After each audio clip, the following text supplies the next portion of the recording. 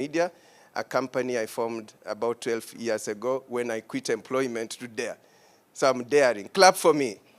Yes, so I dared to tell the story of the world. I dared to take Kenya to the world and bring the world to Kenya, and have a team of employees. Our headquarters is in Nairobi. We have an office in Lodwar as well. So as you sit here, you are part of this growing Daring Abroad movement. So apart from telling stories, then the Kenyan community across the world challenged us to organize forums like this, because we've been here to Dubai many times. You've watched your story, which we did during COVID time. But I'm likely, or my team likely, to meet 2 or 3 or 4 or 5. But then when you're in a gathering like this, so you are more, and you'll still be telling your stories. Some of you have already shared your stories to me. And we want to appreciate and congratulate those who are here who've been able to appear on the Daring Abroad show. So Dubai is also one of our most visited places. So you are part of this growing movement, and this is the 33rd Daring Abroad Investment Forum. So we started these forums in the US in the year 2023, and the purpose is networking, as you've seen. The purpose is to bring you investors from the host country and Kenya. And out of this, we've had so much engagements that have had so much impact on Kenya. Through these engagements, through our Daring Abroad show, for example, in the banking sector, we've supported banks to open well over 3,000 bank accounts in various parts of the country. In this particular forum, we are not able to have 1 or 2 banks, but they are normally represented, and they are hearing us. We have more sessions coming. From here, we are going to London. We'll be in London, no, Coventry, UK. Just spoke to Balozi Kathri, your colleague, a few minutes ago. On 11th, we'll be in Coventry. Then in Kenya, we'll be doing Daring Abroad Returnees Forum on 24th October 2025 at Two Rivers, Holiday Inn Two Rivers. So that's the calendar and the gist of these forums and why you are here. In the real estate, we've supported the investments in terms of billions back home. We met a Jamaican who lives in Canada who has bought 9 parcels of land in Kenya, and he learned about this through Daring Abroad. And he's a Jamaican. And you'll come to learn that there is a growing population of Black Americans investing in Kenya. Just recently, Edison and I met one in Kitengela looking for land, a Black American. So you can see how people see opportunities back home, is it? Are you also seeing opportunities back home? As well as here, of course. I'm just giving you some of the milestones that we've had because of Daring Abroad and investment forums. In education sector, we've given, or rather through our stories, through what we showcase, then people get to know what is happening outside there. What are the opportunities in the education sector? There's a gentleman, if you've been following his story, he's called Bob Mwiti. He started a Kenya Airlift program. His program was initially called Kenya Airlift, but he's named it to International Scholars Program. I met him in Florida some time back, and he had 1 student in America. His initiative is similar to the airlift, you know. So he had this vision to partner with American universities to offer opportunities to Kenyan students, especially in master's level, and in STEM subjects or management IT subjects, where you know really you would easily get a job. So the universities would give you scholarship. He partnered with other organizations to give loans, like HELB loan, so that you're able to get opportunity to go to America and then pay back the loan. Bob Mwiti right now has over 1,000. Did you hear it right? From 1 student, and we met in Tampa, Florida, in his house. That's the impact of Daring Abroad. It's a huge movement, and we are glad that you are now really being part of this Daring Abroad movement. I have a team, yes. Normally we go at least 5 people, but due to 1 or 2 reasons, only 2 of us came. One I'm told he may get his visa on Monday when the event is over. So I want to introduce Edison Mutumba. Wave to the audience. Tumpigie makofi. So we are 2-man guitar here, Edison and I, but the music continues. So if you see a few things, Edison is really running around, he's operating the cameras. We are live. Imagine he's operating 2 cameras, and he'll be helping us on the power presentations as well. So he's the most important person in the room. Let's clap for him. Yeah. Yes, and make sure you get coffee. Help Edison to get coffee. So that's a brief introduction of Chams Media Limited and what we do. We have a sister company called Chams Adventures. If you want holiday and something placed for you in Kenya or any part of the world, sometimes we organize even trips for students abroad. We have an arm of Chams Media called Chams Adventures. We also have Chams Insurance Company as part of our companies. So that's the engine behind what you are seeing here today. There are some partners who are not here. We'll represent them, but let me begin by appreciating all those who are here. I mentioned them earlier, and they'll be coming to speak to us maybe one by one. What I'll request then, we'll really keep it short as we begin to present. Let me now go to the community and appreciate that all this has happened because of the Kenyan community and you supporting us really in one way or another. And because it was really on short notice, but I'm happy to know that you people are really glued together and you can make it happen within a short period. So tunawashukuru sana, and at this juncture, allow me to welcome Crispin. Chris, anaona hata watu wanakupigia makofi. Yeah, Chris mwenyewe. So Chris, wewe utajiintroduce, useme mambo yako yote na utukaribishe hapa. You are literally the host, and Chris has been on our stories, one played there. Karibu, and so that we feel we are welcome and we are at home. I think you'll stand here for the sake of the camera. Karibu. Where are you, sir? Yeah. Okay. I'm okay? Yeah. Habari zenu wa Kenya. Yes, I just want to thank God first for making all of us be here today. It was quite a short notice. And Chams Media, sometimes, you know, we forget his name. We just call Chams Media, Alex Jamada. We interacted with him around 2021 or 2020 in COVID time. That is when the organization KEDWA, Kenya Diaspora Welfare Association, came out, and we really went the whole of Dubai giving food to people who were stuck here. That is when we even associated with the embassy in Abu Dhabi, also supplied us with food, and we really assisted Kenyans. We negotiated also flights for Kenyans to be repatriated home. So that is when we knew each other. They came here only to do that, and we really appreciate them. It was showcased even in Kenyan media, and a lot of Kenyans knew what was happening. And by that time, we had several sponsors who were doing that. It was not even us. It was a lot of sponsors. Some of them are sitting here who really supported us on that time. So today, I'm just here to say something small in regards to welfare associations in the diaspora.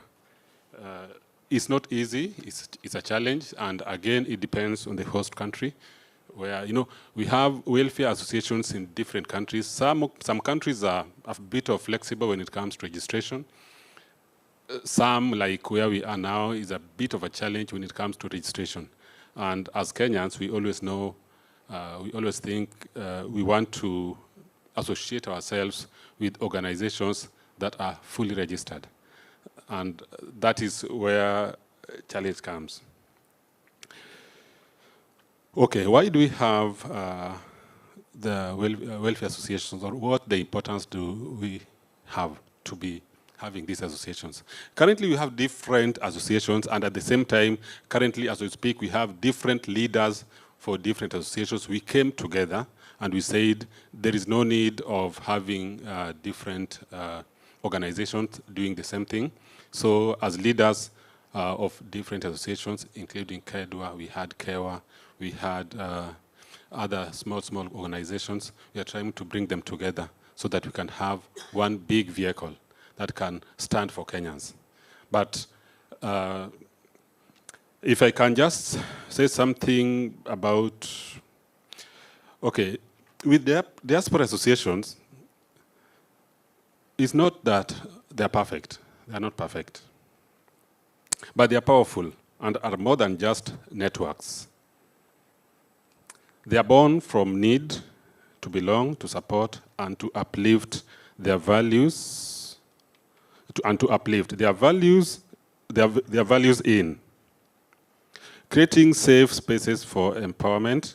In unfamiliar land, diaspora associations become sanctuaries that they offer emotional, social, and financial support where possible, helping our people navigate systems that feel alien and overwhelming. We have several cases in UAE, a lot of them, where has been only done by bringing people together. So one thing with Kenyans, which I only love most, is whenever there is a challenge, they always put aside their differences and they come together. Can we clap for ourselves? And that is what has been driving us even here in the UAE. Despite all the challenges that we are facing, whenever there is a problem or one of us is facing a problem, we always come together. There is something that Madam Pace said somewhere, which is very true. We always proud in this country because we've lost several Kenyans, but all of them have been repatriated home. And not from anywhere, but only from us as Kenyans. So I always, whenever I see Kenyans together, I always appreciate our togetherness. With great potential comes great complexity. Diaspora associations face real, persistent challenges, which include fragmentation and rivalries. That one is always there. Political, ethnic, generational divisions can erode unity. We've seen associations splinter under pressure, weakening the very fabric they were meant to strengthen. Yeah, those are things that the challenges that we are getting as welfare associations. Governance and accountability. Without structured leadership and transparent systems, trust erodes and participation declines. Professionalism must be our standard, not aspirations, but a requirement. As associations, we are trying as much as we can to be very professional, and that is why even when we came up with KEDWA, those times, I can remember we had members all over UAE, and we had even the Abu Dhabi team. They're still there. I always like what they're doing. They're still intact.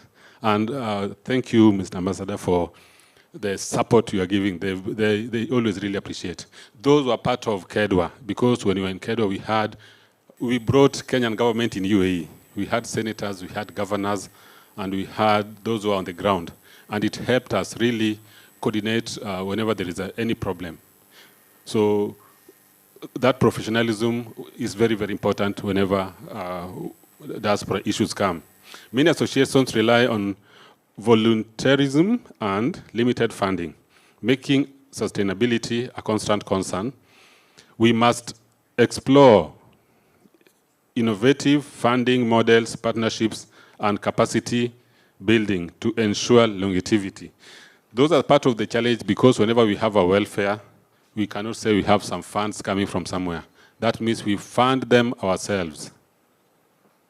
And with that one, not so many people can sustain it for long, because people go through different challenges. And because of a lack of funding for the welfares, issues start coming up. And because, for example, here, the registration part was a bit of a challenge, and with that, you cannot have an account. And when you can't have an account, it becomes even a challenge when you want to organize an event and you want to get sponsors. You know, that accountability issue becomes a problem. So these are the things that are pulling us down, which I hope, as we move on, we'll try to find solutions for the same. Currently, we have a lot of young people in the UAE. To our young people, I came in this country 17 years back. And if you see I don't know how to put it, but the caliber of people who came those years and those who are coming now, They are totally different. They are very different. I think wakati tulikuja at that time, sijui ni shida ilikuwa imetuchapa mpaka tulikuwa tumejua hatuna mahali pa kurudi nyuma. So that means whenever you started working in a company, you really trusted what you are doing. And it was these small problems that we are having now, we didn't have that time. People were not just coming and going to work somewhere and resigning, and they don't even have another job, and they resign, then they go overstay, then the problems come, they run to the consulate, and they say these challenges were not there. But I think the current, our Gen Z who are coming, they need to be a bit patient, very, very patient. Things have changed. People like us, we always get surprised when we hear things that are happening now. And I'm sure some of you sitting here who came some 10, let's say 10 years back, you can see the big difference of the generation that we have now. So to me, it's just our Gen Z, wanafaa ku relax. Things always grow gradually. And that gradual growth is what is very difficult for them to wait. Very hard for them to wait. To our young people, you are not just the future, but you are the present. Your energy, creativity, and courage are invaluable, but with freedom comes responsibility. Respecting the laws of your host country is not just a legal obligation, it is a reflection of your values and your potential. It came to a point where I think in this country, wakishika Mkenya kama amelewa, hata watampeleka mahali, wanajua tu tabia yao. Hata hatashikwa, juu ukishika utashika majority. When you go to a team, when you go to a I always go to a lot of, I'm always invited in so many gigs. So when you are not drinking, you look like kuna shida. Ni wewe uko na shida. So it's like, we've taken it to another level. These are things which we need to speak, and we need to see how we can sort them out. Because a lot of Kenyans are losing jobs, a lot of them, due to small issues that can be avoided. As I'm here, I'm an employer. I employ different nationalities. I have a security company.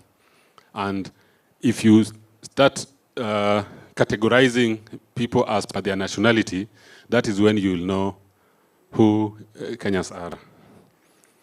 So usitake kujua hapo, but the fact is, as Kenyans, we need to start thinking and talking to our young people. We need to start talking to our young people so that we can change the trajectory, so that we can start having some different, the host country can start seeing us differently. It's very, very important. Before, Kenyans were being respected so much. The respect was high. You can't compare that time and this time. So tusijiulize kwa nini tunaambiwa watu wa 40 and above ndio inakuwa rahisi kukuja, na wale 40 and below bado regulations zinakuwa ngumu. Maybe ni sisi tu wenyewe tumecreate hiyo. So tunafaa kujiangalia pia, tujue mvua ilianza kutunyeshea wapi, and what can we do. You are not just guests in this country. You are social economic contributors. Seek mentorship, engage with your communities. Let your legacy be one of excellence, not to forget. When we come here, we only think about going to work, making money. That's not all. And another challenge which I think most of Kenyans have, being that UAE is very near to our country, mtu anatoka tu form 4 hivi, amechosha mzazi amechoka na yeye, anafikiria ni wapi anaweza enda. Dubai ni karibu. Wanakata visa haraka, wana contact someone, Abu, tengeneza visa. My friend is there. Abu atatengeneza visa. The guy atajipata airport, amekuja hapa, ameenda bed space. Hajawahi fanya kazi. He has never learned anything to do with money. But mzuri amekuja na amepata kazi, analipwa, security analipwa 1,800 tuseme minimum, na anapewa accommodation. hajui hafanye nini na hii pesa. For sure.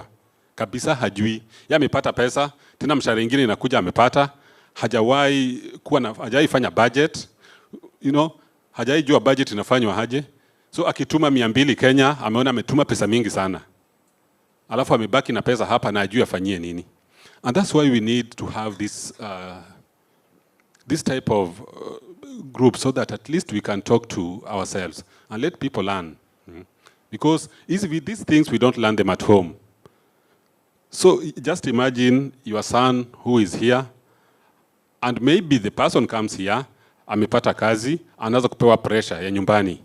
Anatuma pesa, he doesn't even have life. Na hapa kunanga life usipochunga. Ni kwenda job, kurudi, kulala, going at work, coming home. People go under depression, even those who are working.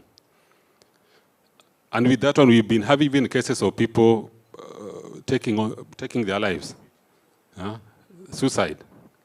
So these are things that we need to be talking and we need to be discussing, and also we need to bring in our young guys and having this discussion. Now let me talk something small in regards to some insights. As a diaspora or as a people, we are offering partnership, engage. This one, let me speak to our friends. We always coordinate well with our embassy and consulate. We really appreciate what you guys are doing. Nowadays, we are proud when we go to the consulate, and we are proud when we go to the embassy, and we are very happy to see you guys coming to support us here. It is something that I think we missed. I think nowadays it's very easy to ask someone who is the ambassador, and they can tell you. It was something that was very rare. Nowadays it's very easy to ask someone, have you gone to the consulate? To the consulate here? Yes. How is it? Wow. It's so great. So we really appreciate what you guys are doing. Kitambo wa Kenya walikuwa wanalamika tukienda tunasimama nje, tunafanya nini? Madam, thank you so much. What tunakumbuka. Yeah, what you guys are doing here, and more so the consulate here. Kulikuwa na malalamishi mingi sana. But I thank God for guiding all that happened, and our Consul General, asante. The changes that have been happening there, people are seeing. The only problem is Wakenya hawaongeangi sana kama kuna kitu kizuri inafanyika. No, we don't speak. Until one thing negative will happen, then you will discover that is happening. So, as a people, we are offering partnership, engage us, empower us. Together we can cooperate solutions that can benefit both our host country and our homeland in Kenya, homeland and Kenya's citizens at large. As community leaders and community members, let us commit to working together to formalize governance structures and promote transparency, professionalism, and continuity, fostering inclusive dialogue and bridges generational and ideological gaps, creating programs that educate, inspire, and empower us, equipping us with the tools to help us thrive professionally, culturally, and ethnically, so that we can evaluate, go back home being better citizens. Because I think that should be the goal of someone being in the diaspora. I don't think you can stay here for 2 years, 3 years, then you go home the same. Hata wale uliacha huko watashangaa. Just coming out of Kenya and coming in another country, that one should, first of all, change you. When you go Pangu, you should be a changed person. We came in this country when the country itself was a construction site. Now we can see what is happening. I always see our government officials coming here for benchmarking. My only question is, after benchmarking, what happens? That is what sometimes bothers me, kidogo too. Because now, after benchmarking, you need to take what is here and take it back home. So us as citizens, or us as Kenyan citizens, when we are here, what we are doing here is same thing benchmarking. When you go home, please don't be the same. Nisiende Kenya niambiwe kuna jamaa mwingine mlikuwa na yeye Dubai yuko hapa. Alafu nikikuja kuona nashindwa, oh, unajua they compare you the same. So when we are here, let us learn, let us do what we can so that when we go back home, we make a difference. There are so many programs now coming up where with investment issues. So when we are here, let us also try to coordinate at home to know what is happening at home. Watu wangapi huwa wanaona news ya Kenya? Sunaona ni wachache. Hey, amoni news ya Kenya. Siku moja utaenda home upate hata nyumba yenu haiko. So be on the alert on what is happening home. All in all, I just want to thank Brother Alex and Champs Media team for what they are doing, and we really appreciate them. And let us still coordinate more and more. Thank you so much, na Mungu awabariki. Ayo, makofi atoshi. Makofi tena. Mr. Crispin Mangongo, Chairman Kedwa. Wewe hujajiita president. Tumpigie makofi tena. President, mimi nitakuita president. President. Thank you so much. At this juncture, I wanted us to really settle, and now would like to have the pleasure to announce the presence of our ambassador here. But let me begin by appreciating Consul General Dubai, Ambassador David Lokemer. If you could stand, maybe while our wave, you will come to speak later. Yeah, you'll just wave to them. Consul General Dubai.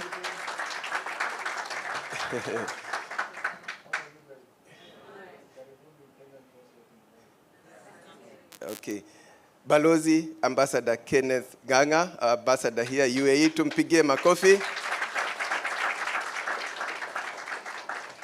Wakenya wenzangu hamjambo. Welcome to UAE. Tufanye kazi bila amesema nani Chris. Tujipange. God be with us. Yeah, that's just a warm welcome. Again, makofi kwao. So let's be a bit pretty fast. I like it. So far, so good. You are live, and someone has watched you from Toronto. Thank you so much. There's someone who said he went to the university in Toronto. I've forgotten. Toronto. Yeah, Salat. Yes, you'll come later. This forum, or these forums, this series, this Daring Abroad, attracts partners from far and wide. So there's a partner who would be excusing to leave and go later, and is from one of my favorite African countries. She's from Zimbabwe, but representing a company whose headquarters is in South Africa. You see how Daring Abroad is really daring. Allow me to introduce Tinotenda Mateka, Head of New Markets at Diaspora Meds. So Diaspora Meds is an insurance company, and they want to network, to talk to you. And after this event, feel free to take her contact, speak with her. Is her presentation ready? This is 5 minutes. 5 minutes, and then there'll be some Q&A as we begin listening to juicy stuff from here. So welcome here. Let's clap for Tinotenda. Tinotenda. Have I pronounced it well? Feel free. The podium is yours. You want to move around, and this is your microphone. Makofi tena kwake.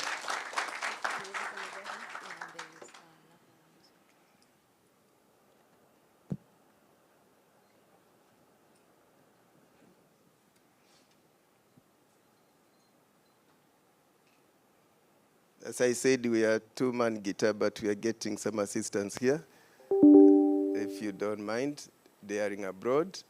I remember someone asked where are we? We are on Champs Media Facebook, Alex Chamwada Facebook, and Champs Media YouTube. Good to go? Here is the microphone. Hello, everyone. My name is Tinotenda Mateka, and I'm from Zimbabwe. Tinotenda means asante in Swahili. So I come representing a company called Diaspora Meds. We are an insurance entity who work with Africans based in the diaspora to find insurance solutions that will cover them, as well as, most importantly, their families back home. So We are headquartered in South Africa, but we have clients all over the globe. Our company started in 2020, and we started from Zimbabwe, but now we have extended into other African countries to cover other nationalities. So the products that we cover, they range from your medical aid to cover your relatives back home, funeral, repatriation, life insurance. So currently for Kenya, we are working with Old Mutual Kenya to cover Kenyans in the diaspora, that in the event of their passing, they'll be able to be repatriated back home. I know funeral is not a nice topic, but we cannot avoid it, and each and everyone is going to have to come to that point. So at the moment, we have realized that many Africans based abroad, sometimes they end up not covering themselves, and then in the event of their passing, people have to start bringing up funds together, GoFundMe, to be able to repatriate their remains back home. So at the moment, we are working with Old Mutual Kenya, and our products, as you can see, there amounts from 5,000 to 20,000. It covers you here as well as your relatives back home. Your parents back home can also be covered. And the premiums are flexible, they are paid annually, and the claims are processed and everything is underwritten by Old Mutual Kenya. So these are our age limits, and I will be engaging more with you for those who are interested so that I can just explain the product in detail and how you'll sign up and how you'll be able to claim directly from Kenya. We're also looking to go into medical aid to cover your relatives back home, because realize sometimes those who are based in the diaspora, the burden is on you to cover family back home when they fall ill. So at least you'll be able to cover your family members on medical aid as well through Old Mutual Kenya, and we're also looking to extend to other underwriters in Kenya. So I'll be in touch with you through this organization. I will share my material. I'll reach out to you. Unfortunately, I have another engagement, so I just had to rush through this to explain to you and start building up a relationship with Kenyans who are based in the UAE. So thank you so much for your time. You'll hear from me, and have a good evening, and asante. Thank you. How do you say asante in your language? Tinotenda. Tinotenda. Tinotenda. Tumpigie makofi. And that's Bantu, is it? Yeah. So thank you so much. If you have business cards, you can leave with them. And ladies and gentlemen, allow me for that flexibility. Due to one or two reasons, then I'll adjust the program a little, but everyone will have their moment. Don't worry. So because she had to leave, and get her contact, and probably those who may want her contact from us, you can get that contact, her contact from us. And then also to just let you know, you are live, so this is a public function. I know there are data issues and so on, but this is Chams Media. You are in the right movement, and it's a movement that has existed that we would want you people to be proud of. So we are just telling you, you are live, just in case.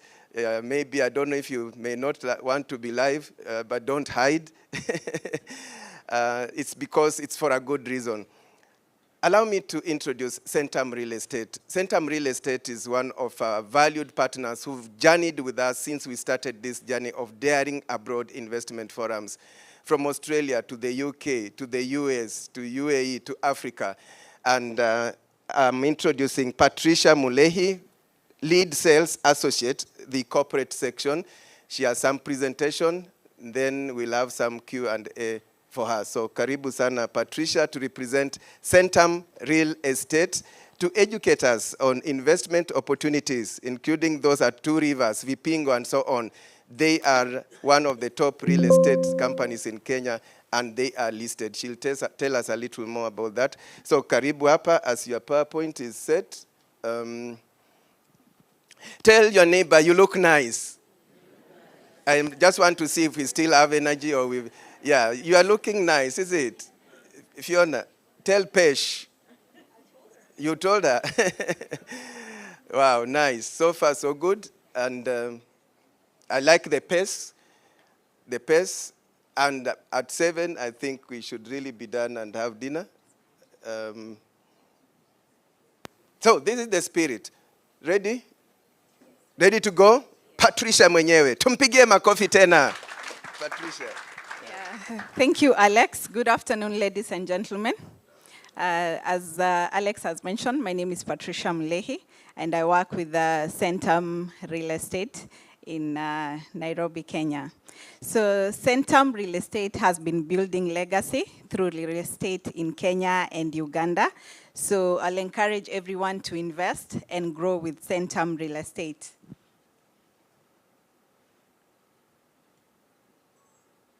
So according to our market research, investing early and growing alongside your assets is very important. I can give an example of 1970s and 1980s in Kenya, whereby people did not want to invest in other areas. They termed them as too remote, no infrastructure, and no future. But you'll find at this present times, those areas have become highways of malls, universities, and one of them is Centum Real Estate at Two Rivers. So the ones who had bought land in 1970s, 80s, they are retired right now and living very comfortably. So the question I'll pose to everyone is,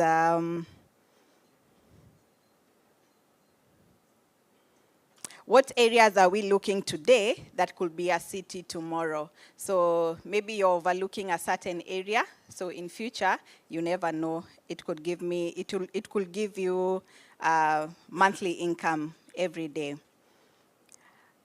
And also from youth to legacy, a time's perspective. Our grandparents now were youth in 1970. So the people who took advantage and invested then are now leaving their children with wealth and investment, so they live worry-free life. So if I look at us now, I can say we are the youth of today.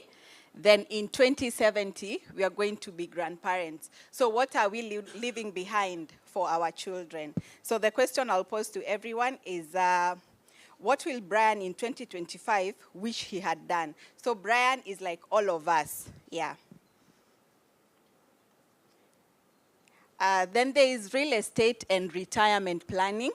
So investing in real estate can play a crucial role in retirement planning, in that you get a monthly income rent coming in to improve your lifestyle.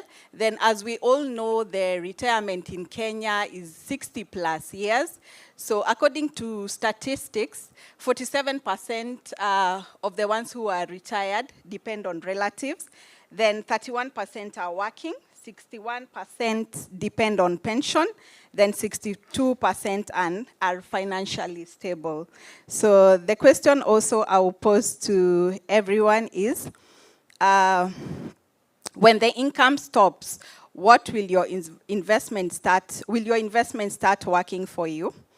And also another advantage of investing in real estate is you usually get a monthly income from the rental yields, and the rental yields, they range from 10% to 15%. There's also appreciation of the units you buy. There's also inflation hedge and legacy value. So unlike stock, land is remembered. So what is the cost of waiting? So if you invest now, of course, there is a cost of waiting. Maybe if you're buying a property off plan. So I can use an example of Two Rivers and Vipingo, whereby they were once farms. Like Two Rivers was Napier grass, then Vipingo was sisal plantation. But now there are assets you can invest in. So what looks like too early now will feel like too late tomorrow. So it's good to invest early.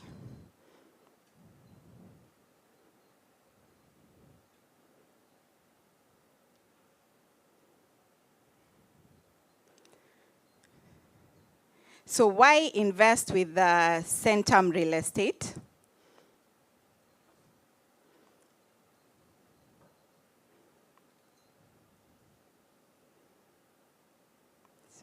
So I'll go to Kenya's real estate demand drives. So what is that? Kenya real estate sector is driven by positive trends and market fundamentals. So this include population, urbanization rate, and that is a graph showing you how the population has been growing. So for Centum Real Estate, we've come up with an investment guidebook, which will show you insights on how you can be able to invest, and also shows you strategies. So what you can do, you can remove your phones, scan the QR code, then it will give you the book, then you can start putting knowledge into action.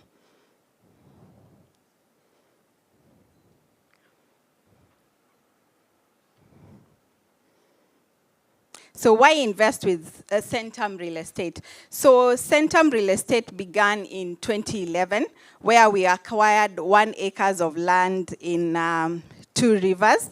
Then we moved to Entebbe, Uganda, and acquired 300 acres of land. In 2015, we moved to Vipingo, which is in Kilifi, and acquired 10,000 acres of land. In 2016, again, we went back to Entebbe and acquired 300 plus acres in Entebbe, Uganda, where now Palmarina sits. In 2017, we launched 2 Rivers Mall, which is the largest shopping mall in sub-Saharan Africa, outside South Africa at the time. So our portfolio, we are in 2 Rivers, which is a social city. We are in Palmarina Estate, and we're also in Vipingo Development in Kilifi. Global awards and recognition, we've been able to get different awards. One of them is a Super Brands in East Africa Award. Then we have the Best Real Estate Value Proposition Award, and we also have an award from IFC. Those are just but a few. So real estate is growing. So if you invest in real estate today, later on in 5 years to come, you'll find the appreciation goes up. Like someone who bought land in who bought a property in 2020 that was going for 13 million is currently going for 19 million.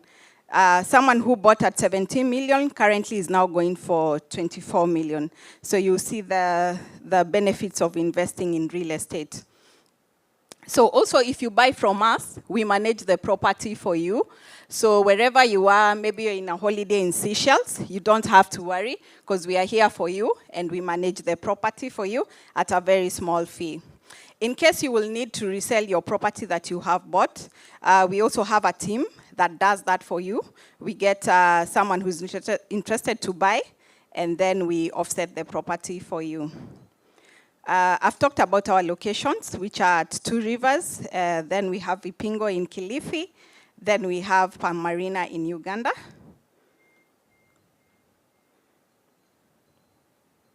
So this is just an overview showing the completed projects we have, projects under construction, and units under validation.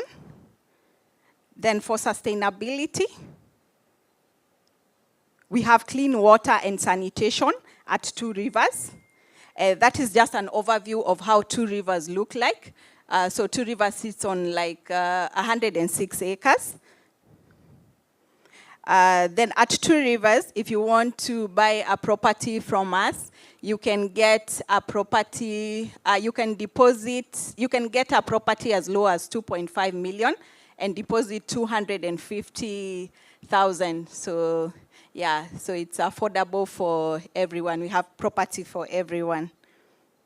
These are the duplexes, the newly introduced duplexes at 2 Rivers. Then we have Riverbank Phase 2. So Riverbank Phase 2 was our first flagship project, totally sold out, and we have tenants living in it. So currently the rental yield is going for 150,000 for a 1-bedroom. 3-bedroom is going for 250,000. So Cascadia Apartments is under construction. So when it's done, we are estimating a rental of about 1-bedroom, 90,000, 2 bedrooms, 140,000, and completion is next year in March. Then we have our affordable housing called Mzizi Court Apartments, which is at Two Rivers. And the starting price is from 4.9 million. So with 490,000, you can be able to be a homeowner. Then we also have properties in Kasarani, ranging from 4.95, and the rental yield is about 20,000 to 45,000. This is a video of Two Rivers, but I'm not going to go through it at the moment. Then what impact has Centum Real Estate made to the community? So we have offered a scholarship to the community. Sustainability, we have clean water and sanitation at Vipingo. We also do tree planting at Vipingo. That is an overview of Vipingo development in Kilifi. This is just showing the price, the deposit you can make to own a house in Vipingo. So Awali Estate is also a property we have at Vipingo, which are bungalows. We have mansionettes, we have townhouses. We also sell shell and core. So if you want to own a property whereby we just give you we do the exterior, then you do the finishing, that is also possible. We call it shell and core options. At Vipingo, we also have a Vipingo investment park. We also have a special economic zone. That is an overview of Vipingo development, how it looks like. Then we also have properties in Uganda called Palm Marina Estates. For Uganda, we have, that's an overview of how Uganda looks like. These are the properties we have. We sell in USD. So our investment process, if you want to buy a property from us, you will require to have a passport or a Kenyan ID. You also need to have a KRA PIN, or if it's Uganda, you need to have a Ugandan TIN. In case you don't have a KRA PIN, we assist you with that. Then our sales process, in case you want to buy a property from us, we only require you to pay a deposit of 10%. Then the balance of 90%, you straight until now, till completion. Payment options, you can do monthly, quarterly, and semi-annually. We also have land. Yeah, so that is what we have at Centum Real Estate. My contacts are there. My email is there. You can scan the QR code, then we can be able to connect. I'll still be around. Anyone who will have questions, you can reach out. Yeah. Thank you. A person wanted to know financing. Have you partnered with banks or other people who can support when it comes to financing? Yes, so we have partnered with various banks in Kenya. So we can give you a list. You can choose from the banks. Any bank that you want them to finance you, we can connect you to them. Yes. Then why should we trust you? I mean, this is a question I'm asked all over when we go. Yes. Real estate, watu wamechomeka sana. So for you, why should you be trusted? Because we have delivered. Like, I can talk about Two Rivers. We are the ones who own Two Rivers. So it's a mall that is worth billions. And also we have success stories. We have completed projects at Two Rivers, in Vipingo, and in Palm Marina. So we have a success story. Yeah. Yes. Yeah, yes. the question, quick question. Thank you so much. Here's the microphone. Okay. Yeah. Okay, just one. Thank you so much. Okay. So my biggest question that I have is that what kind of due diligence do you do? Because in the past we have seen a lot of people invest in lands and then Yes. 5 years to come, Yes. they're nowhere. We have seen a case like that Yes. just recently. So we want to know, what have you done? Okay, so first of all, as a person who you will want to buy land, the first thing you do is you first do your due diligence. Yes, get your own lawyer. Then the lawyer will also assist you to see whether that property you're buying is there or not there. Also visit the site. Yeah, if you're here, you want to buy something in Kenya, make time, go visit the site. Yes. Okay, another question. I like the pace. One more here. Ladies are really asking questions. Hey, I wanted to ask, because most of your slides I've seen that the payment, the duration of payment is like 18 months. But how do you cover the common mwananchi? Because 18 months to say, for example, people living in the US or in Canada, wherever, their currency exchange is very different from AED. So to help people in the Middle East, how can you help them? Because 18 months is a short time to pay 5 million. So thank you for the question. So we are very flexible. So if probably we finish a project within 18 months, and by that time you are unable to like complete the payment, we add you an extra 6 to 8 months to enable you complete the payment. And also it depends whether you're buying a property off plan. If you buy off plan, then the repayment period takes about 36 months. Makofi kwa Patricia. Thank you so much. Of course, her presentation is available. We can send it to you. That's why we are taking the contacts. Asante sana. Yeah, you are a good presenter. Makofi tena kwake. So tumesikia mambo ya mashamba. Wow. Do you know what I want to introduce next? Thomas. Asali. Sasa tusikie mambo ya asali. Nobody expected that we can also buy land na ukikaa hapo ukikuwa kwa nyumba yako unateremsha na asali. Thomas Kamoyo is a candidate for Daring Abroad. We featured him in 20. It was expo, during the expo, right? Kazi kwako, karibu hapo. Uko na presentation? No, I really don't have a presentation. Mimi ni kuongea. You are live, eh? Yes. Okay. So basically, my name is Thomas Kamoyo Kamau. I'm an accountant by profession in the UAE. I've been practicing for the 5 years tuseme, ndio nimekuwa nikiwa niko kazi. But I found out that we also have a gap on the products that are here. And I started my own, like, you know, the side hustle, yeah? Ule mtu yuko hapa, let me mix Kiswahili na English, ni sawa? Yes. So, I found there's a gap. There's a small gap, let's say a big gap whenever how things, chakula hapa huwezi zoea kabisa. Sasa na mimi nikaanza biashara yangu kidogo kidogo. One of the products that I major in is the avocado. You'll find that in restaurants here, watu wanatumia salads and the juice. But my last product is the honey. I started a farm in Mwingi. That is 1 year, 2 years ago. And I started farming honey. Nikeka mizinga kidogo. Sasa naanza kuleta asali yangu. Ndio tuongeze kwa ile juice. As a side hustle, I realized that some of the products that are already here, but the taste is different. We have better products from Kenya or Africa, right? Lettuce, products like mushrooms and all that.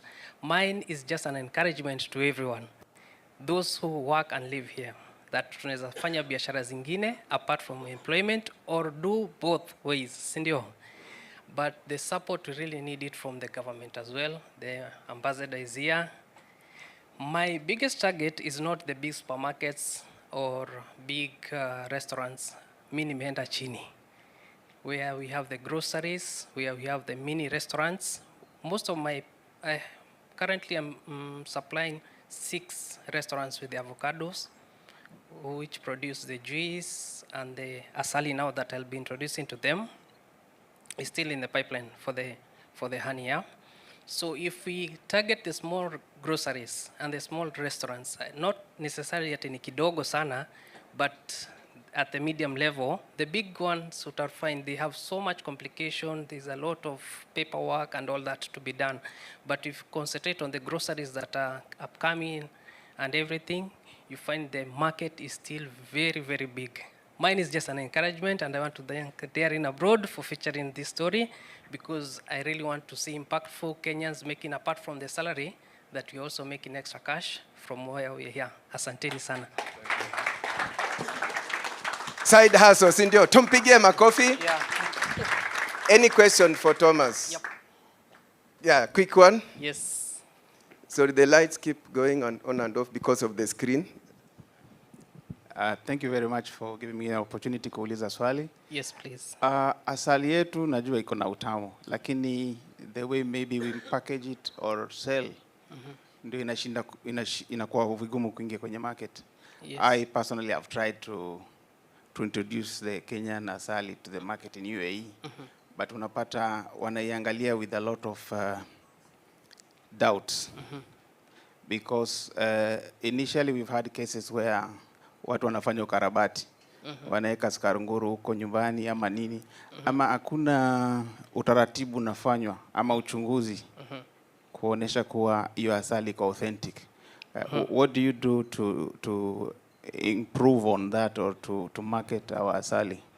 Okay, basically for me, as I've said, 1 year, 8 months ago, I started my own beehives. I've not been relying on other people to supply me. So I'm getting straight from my farm, and that one I pass it through the cabs personally on my own. So sija rely on other sources of my supply, because I've had that complaint before. So whatever I'm getting to the market, I'm getting it on like from my own farm na hakikishia. You know, whatever you brand yourself, if you brand yourself as a just a kangaroo way of getting a corn, you'll always end up losing in the market. But when you supply something that you are sure of, a brand that you are sure of, like my honey, I'm sure of it.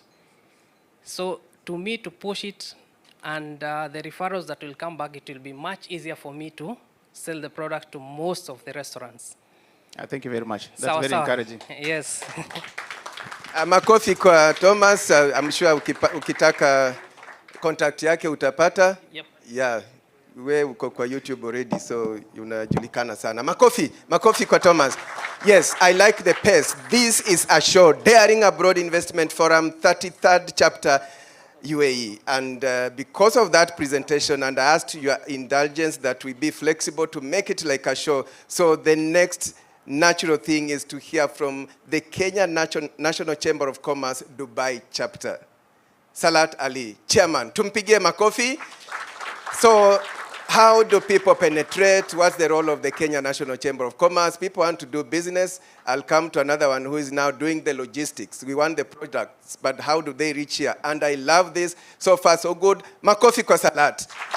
Briefly, what the Chamber of Commerce is doing and how it's facilitating business between Kenya and UAE and supporting people like Thomas. Karibu sana.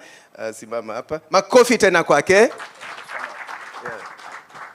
Thank you so much. My name is Salat Ali, distinguished guest. Ladies and gentlemen, it's an honor to be with you today. Our honored ambassador and the consulate, the respected CEOs, the business leaders.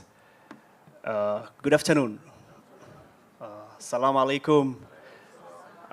So respectful to be with you today here. What I'm just talking about is that most of you guys normally don't visit the chamber office. Being in Dubai, I've seen a good example, Mr. Thomas talking about the challenge right now he was having. And the chambers always, we only hear the problems, receiving emails from the ministry, from our chamber president on the other side in Kenya, the chamber president. What we have mostly is that we would like to invite you first in our offices in Dubai. And this is where, the back end, impact that most of you can get is that it's a solution. I would like to mention maybe 3 or 4 points because of the time, the way he whispered my ear on Mr. Alex, but I won't take more time of expressing myself. But being an expert in trade and an alumni from one of the prestigious university that does in trading, was an alumni in Wall Street in USA where I used to be trading. And today we are here that we would like to help Kenyans to penetrate this small market. But UAE, the way you see the geographical and the way we see in terms of business, it is totally different. Today, if I start one of the example of Thomas is that the chamber has already implanted here what we call a pavilion, where today someone like Thomas, there's no way of shipping his old product all the way from Kenya, bringing here, and then he go to one of the warehouse in maybe in the free zone in Jabal Ali or in the mainland where now you're going to pay a lot of money and that will increase your cost of selling locally here. But the chamber, what it does is that we have called a pavilion where you don't pay the whole year. It's kind of a peanut what we're gonna when we share with you that mathematics and you see for yourself. And then the people, we have signed a contract with the most of the 7 states in this country where we have the partnership and people, they just show up to the pavilion and then they see your honey. So there's no way, you have that struggle and look in the market and all that. Once we come to the exporters of Kenyans, the meat, where we make a lot of revenue by our government back home, is that our meat exporters and avocado exporters, they have fallen in the hand of the prey. People are losing millions of shillings every day in terms of poor integrity and in terms of not understanding the market of UAE. The chamber, why we planted this office locally here in UAE is that before we used to have a Sharjah in the former regime, but Mr. President, what I would like to tell you is that we request you even during your free time to visit us to at least, show you what we have been done for the last 6 years. This office has been implemented last year, June, once our president has visited USA. And being among the delegates, we have tried to sign a lot of contracts with the other chamber in the USA states. And where instead of now going all the way homes and looking one by one customers, they just come to the pavilion here, find the right coffee, the tea, and all kinds of product. And you just get, the SMEs especially are the ones who take advantage. Kenyans nowadays, they are more advanced of selling the product through all online, the Amazon, the eBays, and most international online platforms. But the most of the challenge, people, they don't understand. They spend a lot of money using international couriers like DHL and FedEx, where that cannot even manage to sell or to compete. The people who have a warehouse in USA, who are almost already getting a raw material from Kenya, and then they're adding the additional things to package and sell it in a local platform. Please, my request is that pleading of today coming here and sharing how this, the chamber can benefit is all about. Please visit us anytime that you have a free time. And we would like to share with you our address and everything. The other things, an example I can share with you is that people visit our offices only when they have a problem. If I give you a good example, our office is not an aid. A lot of time I've seen people, they send a whole container of 40 feet of avocado to Al Awir market, especially in Dubai. And the moment we tell them there's a chamber office, pay a visit, register yourself, be a member, you run away. But later on, once you ship the consignment and a scammer in Al Awir get your product, you just come to cry. And then, our office, you're just asking even a return ticket, you don't have to go back home. So what we are encouraging is that please visit us in our office. This is where you can get all solutions. If I share with you one example of a young man from Kenya, he shipped tea, and then he has taken all the way to Bangladesh to add additional and make it an iced tea. But he wanted to penetrate this market, like the way Damos, he want to penetrate the market. He struggled, he went all the way. The chamber office in Dubai, it's easy to make you to penetrate. The real estate that Cynthia has mentioned, my friend here has this, the way they're talking about, it's easy for us to make you to penetrate the market in case, if you need a client, if you have a small product, if you have, if you want to sell a bulk of item to Dubai. We have helped some of the examples, the flowers. If I mention BJ Dave is one of the biggest flowers exporters. When they wanted to present their flowers to all the petrol stations here, they came to the chamber, and we make them easy for them to penetrate. If you want to meet the right decision maker in any organization within UAE, I think today you're hearing something good, because always you spend a lot of money getting a taxi from most of the Kenyans lives in Daira, going all the way to the city center. It's almost $50 when I turn it, and when I say in Kenyan shillings, almost 7,000 Kenyan shillings. Who's gonna pay for one trip meeting with one client while the office is just around the corner and you can get all the solutions? I hope I'm not taking more time, but later on we're gonna meet. Thank you so much, and I really appreciate to meet with you, all of you guys. Thank you.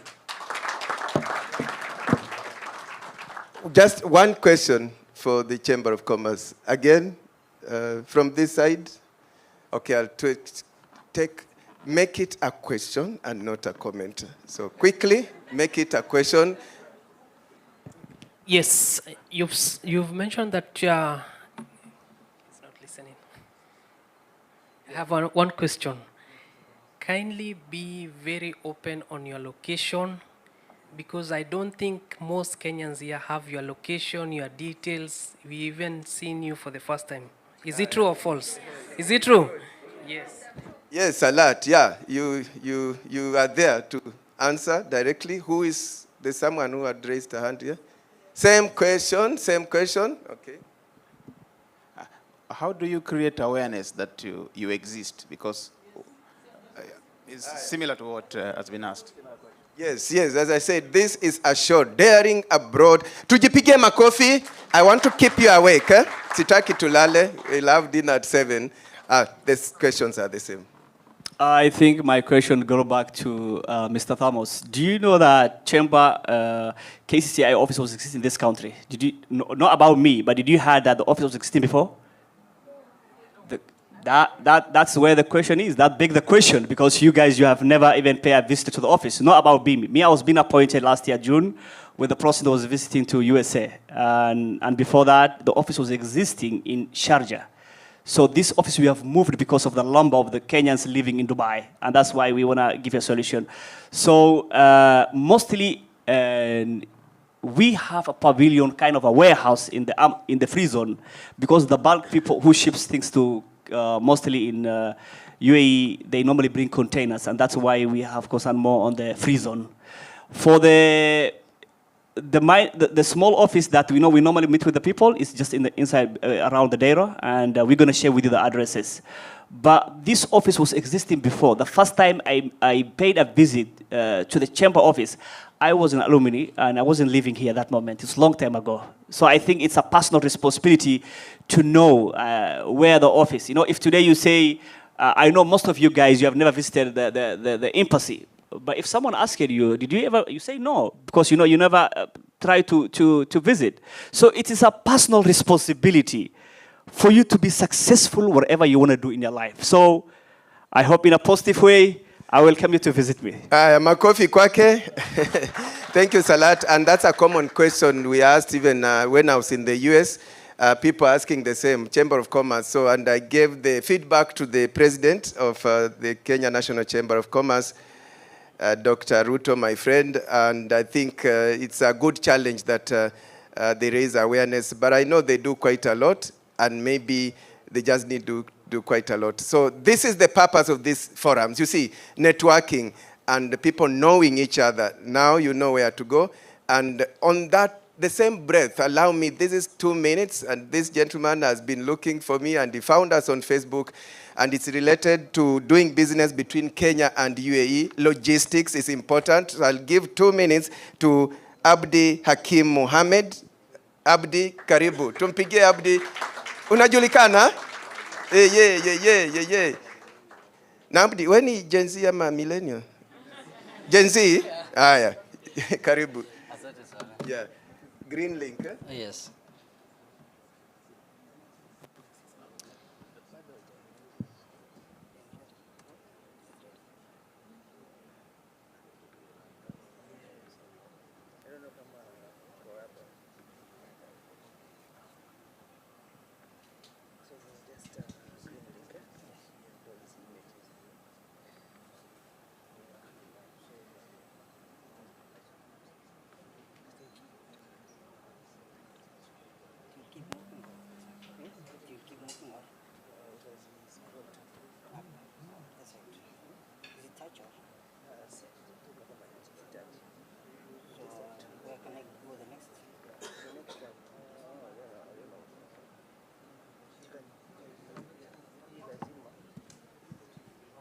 As they prepare, I think, Pauline, you could help on distributing the raffle tickets. Just feel free to walk around with them.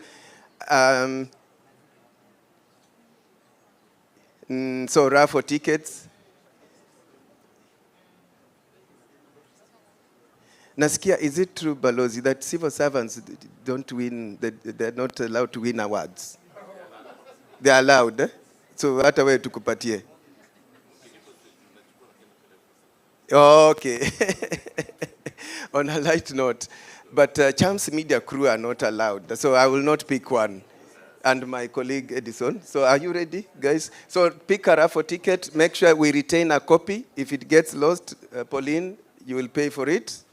Yeah. Are you ready? Let me just start. Or just talk. We gave to someone else something. I have seen it. Okay. You got it? Okay. Good afternoon, ladies and gentlemen. I'm really privileged to be here. Sorry. Ladies and gentlemen, fellow Kenyans in diaspora, distinguished guests, good evening. My name is Kim. I'm the managing of the director of the Grilling Cargo and Logistics Limited.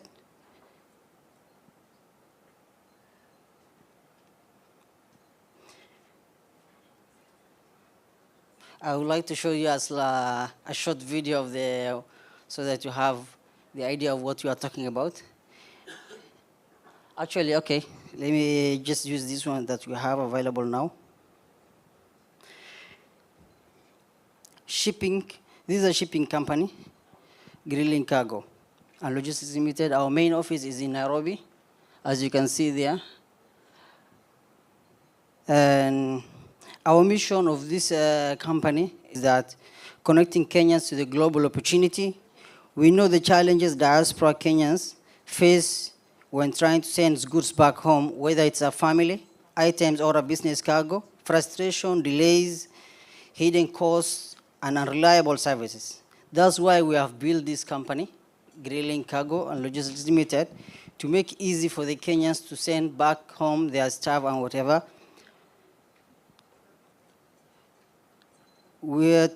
This company, why you should choose this company, Grilling Cargo, it is very transparent, efficient for shipping solutions, tailored for the diasporas, whether you want to send large or small, with a very affordable price. Why investors should pay attention to our potential investors in this room, understand the concerns for the diasporas. Let me address them directly. Is the market viable? Kenya imports sector growing rapidly, driven by the e-commerce, diaspora remittance, and the SME expansion. Logistics is no longer support service, but is strategic enabler. Is the business scalable?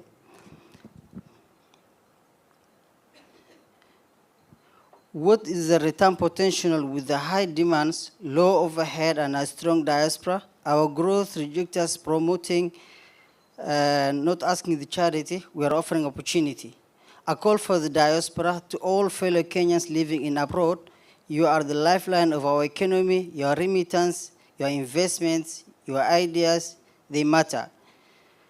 But we must send beyond money. Not only sending money to Kenya, but we also have to send, the cargo and everything to support back Kenyans. Actually, I have just a light experience for the. I just want to show you, I think.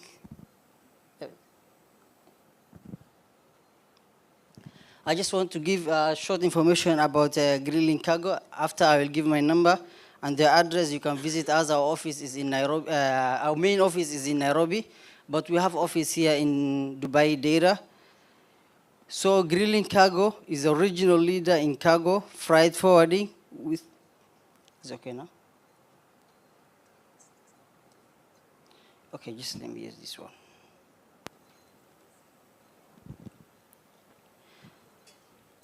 So our main office, as I've said, is in Nairobi along Lunga Lunga Road. And then we have office in Nakuru, Mombasa, Eldoret.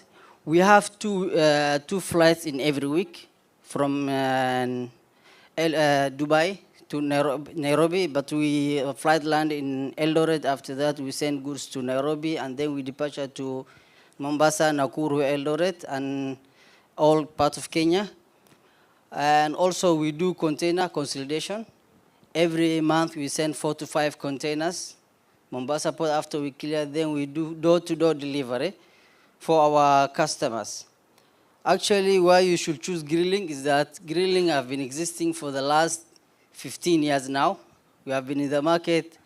If the reason why you should trust Grilling is that if we are not giving the good service to the customers, we could have collapsed by now. We have many customers that are very happy with our services, and that's why you should trust Grilling Cargo. Also, we have very affordable prices. We are very friendly. Also, that Grilling Cargo will provide for you for the fragile items. We take care of it. The temperature control options is also available for the request.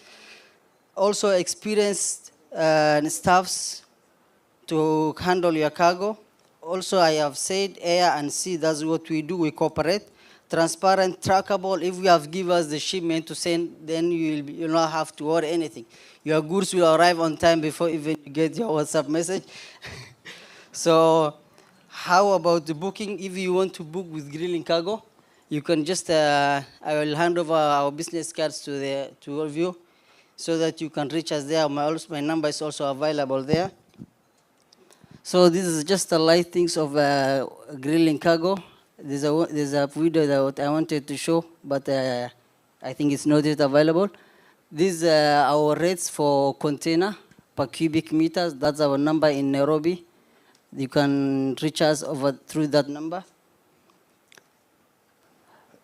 Good. See. So this is our business card. You can see, but also I will give it physically there. Yeah. We have also office. Sorry, I forgot to say that we have office in China, Dubai, and Turkey, and India.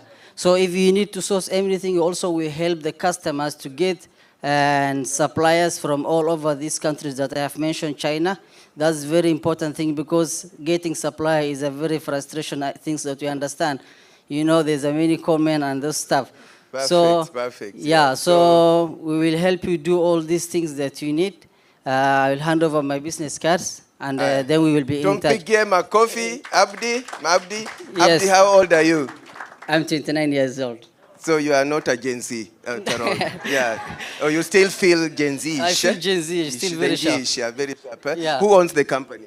The company owns my brother. I'm the manager here in Dubai. Yes. When ndio mtu wa mkono running around? Yes, I'm the managing director. Yeah, makofi kwake, yes. Yes. Thank you so much. So, Akopale, if you have any question, you can go to Yes, if there's anyone who have a question, I'll be answering. I think we have to move to the next presenter. Yes, Watakuja kuuliza maswali. Makofi kwa Abdi. Yes, also because and I feel that, I'm not used to this public speaking. That's why. And this is the purpose of these forums, Yeah, these forums expose people. They give you now, next time. My work is actually to ship cargo and stuff, but public speaking is not, public speaking is not my field. But thank you so much and welcome, Mr. Ambassador. Yes, thank you so much. Yeah. It reminds me, thank you so much. Yes, Don't go with my microphone. It reminds me, I went to meet James Mwangi, Dr. James Mwangi in his office, very posh, Listen to that, very nice office, and then he brought those tea and coffee, those nice cups and the spoon or whatever. Then I started, nikiweka sukari, imemwagika chini. Then I'm like, I hope he's not seeing. Kumbe he's seeing, Then next day, coffee, he meant a chili tena. So he saw my embarrassment. He said, no, Alex, no, don't worry. You are a very good broadcaster. So, you are good in something. This one, someone will deal with it. So you are okay, Abdi. Thank you so much. I want to change the gear and take you to Siaya County. Siaya County is hosting an investment forum from 14th to 17th this month. It is called Siaya International Trade Investment Conference, CITICO. So I had a one-on-one with the governor recently, and he said, I want this message to reach to the diaspora as well. So as Edison said, the governor, Siaya County, it's a 1-minute video. I would like you to listen to the governor, Siaya County, as they prepare to host an investment forum from 14th to 17th. And this is an opportunity for the diaspora to listen, to know what is in Siaya County. And as we speak, there's a gentleman here from Siaya County. Simama, nikumbushe jina. Simama wakuone hata kuna Siaya hapa. Nikumbushe? Leonard Nyange. Tumpigie makofi. Who else is from Siaya County? Siaya. Wow, Siaya is doing well. Chris, I didn't know. Now I know. Siaya County as well. Governor James Orengo, if you are watching, you can see there is Siaya in Daring Abroad Investment Forum at Dubai chapter. Na mambo ndio haya. Let me try and be DJ. I welcome everybody to the Siaya International Trade and Investment Conference. This great conference is going to take place in Siaya from the 14th, 15th, 16th, 17th of October. We are going to have more than 2,000 delegations from Kenya and abroad. And the participation is going to be high level. His Excellency the President has agreed to be the chief guest. we are going to have a conversation about Siaya and, by extension, Kenya as an economic region and the Lake Region Economic Bloc. This conversation is going to turn into real investments in Siaya, where we are going to showcase potentials of nearly $3 billion projects which are bankable, and you're free to come to the conference and be able to be part of this great conversation. Welcome to Siaya, and see you on the 14th, 15th, 16th, and 17th of October. Warwaku Siaya, Siaya Kababa.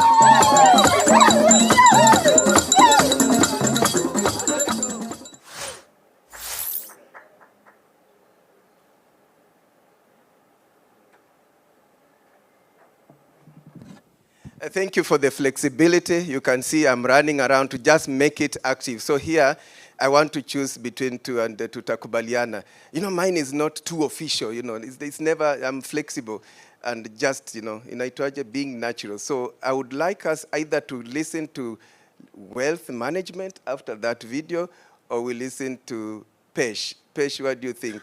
I think wealth management, quickly. Yeah, see, tukue inaitwaje, democracy. Yeah, I know I've ambushed you, but I would like us to hear about wealth management after all those presentations, so that we now get to be informed away from now listening to investment from partners. Fiona Kirubi. Tumpigie makofi, Fiona. Yeah, her profile I shared, I think, you know, it speaks for itself, and she has wide experience in financial matters and wealth management. So as you dare abroad, many of us have challenges where, how do we manage our funds? Where do we put our money? They say you put your money where your mouth is. Karibu Fiona, tumpigie makofi. Let's see, I hope I got it right. Karibu sana. Asante sana, Alex. Honorable ambassadors, distinguished guests, fellow Kenyans, my sisters and brothers here today, Assalamu alaikum. Hamujambo. Asante.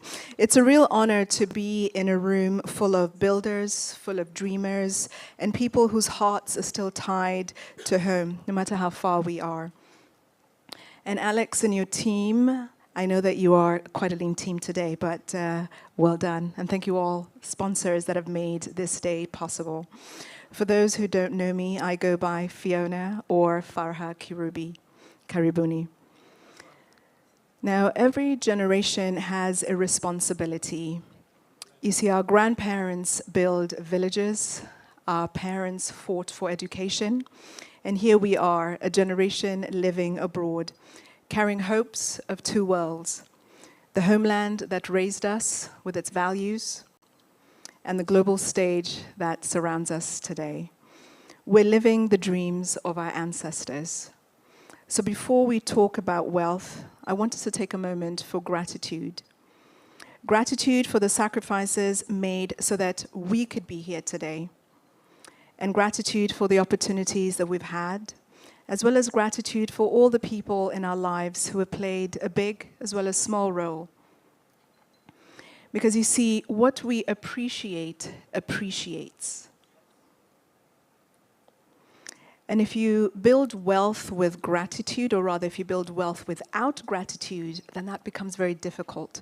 But if you build wealth with gratitude, it's so much easier, and it's filled with blessings.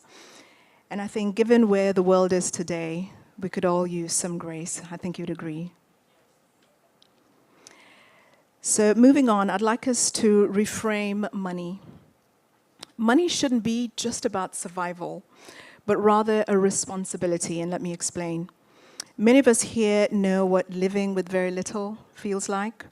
We all know what it means to stretch that shilling, to send what we can back home, and to do what it takes just to survive. And for many of us in the diaspora, that is a story, or was a story of our first paycheck, and it's a story of us today.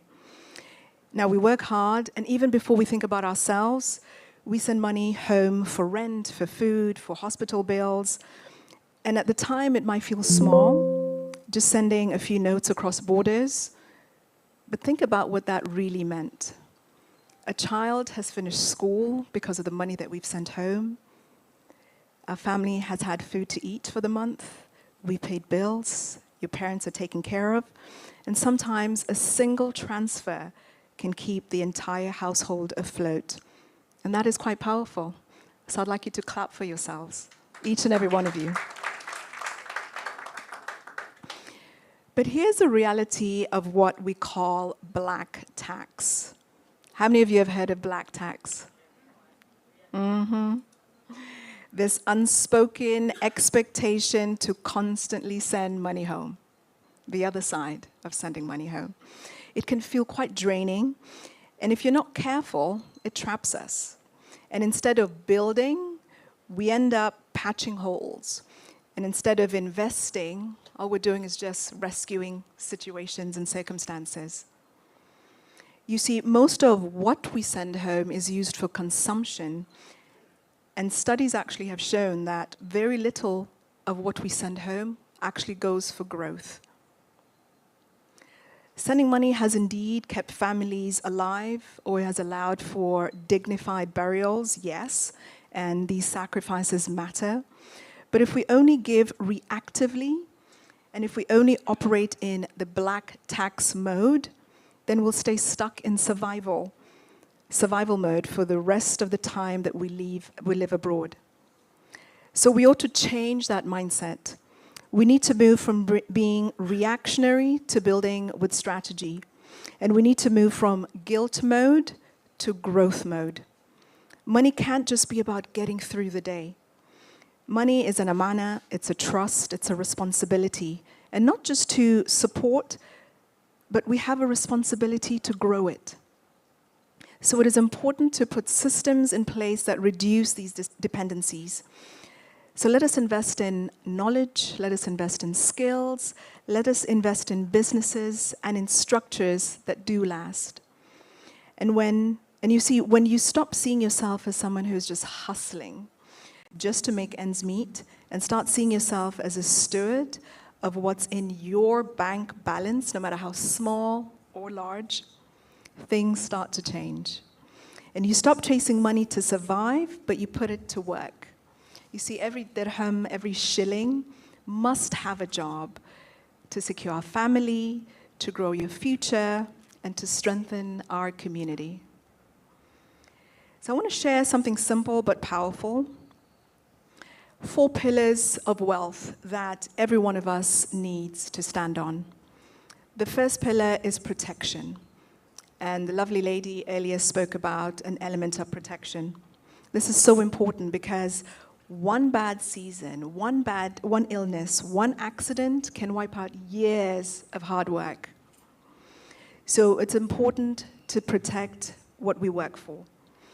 So I'd like you to ask yourself, if you fell ill today and you couldn't show up to work for days, for weeks, for maybe months, or the breadwinner in your family was not able to provide, have you mitigated yourself against these events? Or are you one incident away from a financial disaster? Ask yourself that. You need to ask yourself, do you have adequate health cover? Do you have an emergency fund? Or basic estate planning, structures such as wills, trust funds, power of attorney, depending on what your circumstances. You need to think about these before you actually need them, because then it's too late. The second pillar I want to talk to you about today is growth. You see, money that sits still in our bank account is losing value. That's guaranteed. So money must be nurtured in order to multiply. And you do this through investments, and some of the wonderful people today have actually discussed some of these investments. It must be nurtured through businesses. And somebody here has mentioned a side hustle that he's doing. Thank you so much. You need to put your money to work. And I'm very grateful for those that have shared the opportunities, but I'm sure a few more people will be coming up to share more opportunities as well. And I applaud you guys here for taking time to come here to listen to these opportunities. But one advice that I want to share when it comes to growth is when you are thinking about investments, make sure that you know what your goals are and match your investments with the right goal. Because you need to think about, several things, but two things in particular. One is the risk profile, and two is the timeline. So for example, you don't want to be buying property from Centum with money that you need for school fees next year. Whenever there's a mismatch in investment, it's not the investment that has a problem, it's just how you've matched your investment with the opportunity. So it's important for us to explore short-term, more liquid investments for your short-term goals and to take more risk for longer-term investments. And then the third pillar I want to discuss today is preservation. So wealth isn't measured by what you earn. I'm sure we've all heard that. But it's measured by what you keep.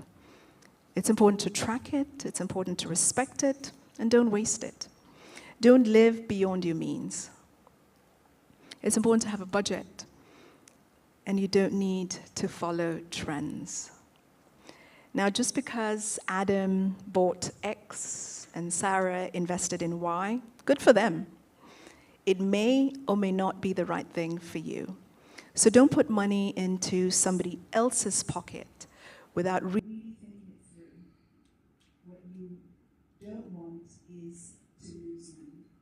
And what you don't monitor, you basically lose. Now, the fourth pillar is transfer.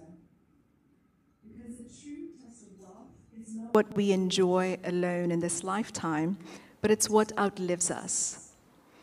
We need to teach our children these values. It's important for us to put our affairs in order and to build systems that will continue well after we're gone, or we risk our families fighting. And I'm sure that is not what we want. I always tell my clients, it's important to simulate what life would look like the day you pass away, the moment your family hears the sad news. Because one thing that is guaranteed is I am dying, and each one of us will also pass away at some stage. So it's important to think about our funeral, our children's care, our debts, our properties, our business, and whether we put structures in place, such as a will, such as a trust, a foundation, in order to handle the next steps. And are we teaching our children the businesses that we have? Because it's important, otherwise we run the risks of all our efforts eroding.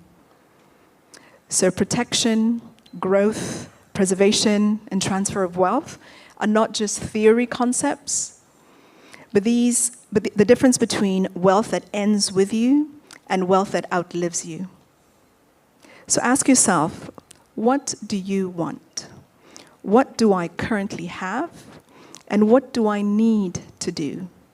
And then be very intentional with speaking with the right experts to guide you through this process. You see, our grandparents built villages because they had purpose. When our parents fought for education, they had vision. And we have both. We've got opportunity and access. And the question is, what will we do with it?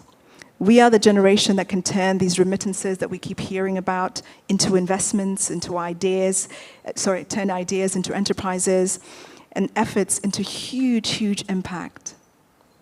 So as you walk out of this room tonight, remember this: wealth is not what you have, but it's what you build, it's who you lift, and it's what you leave behind. Asante sana, thank you.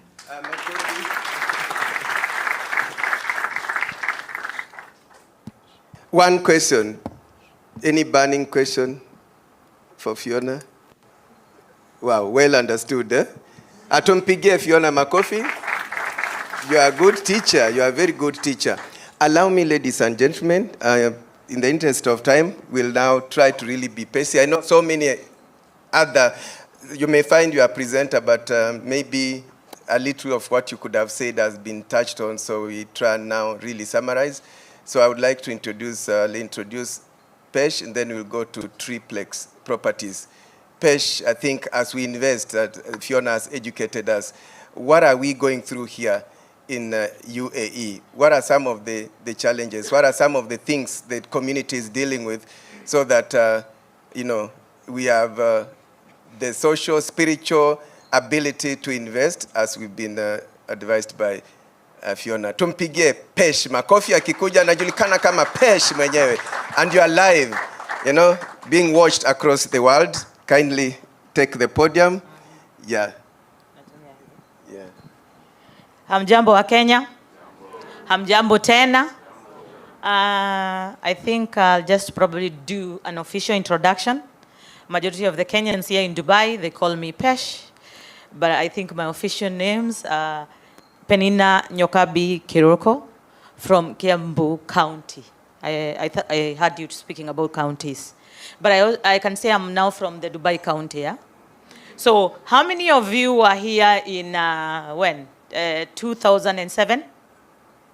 2007.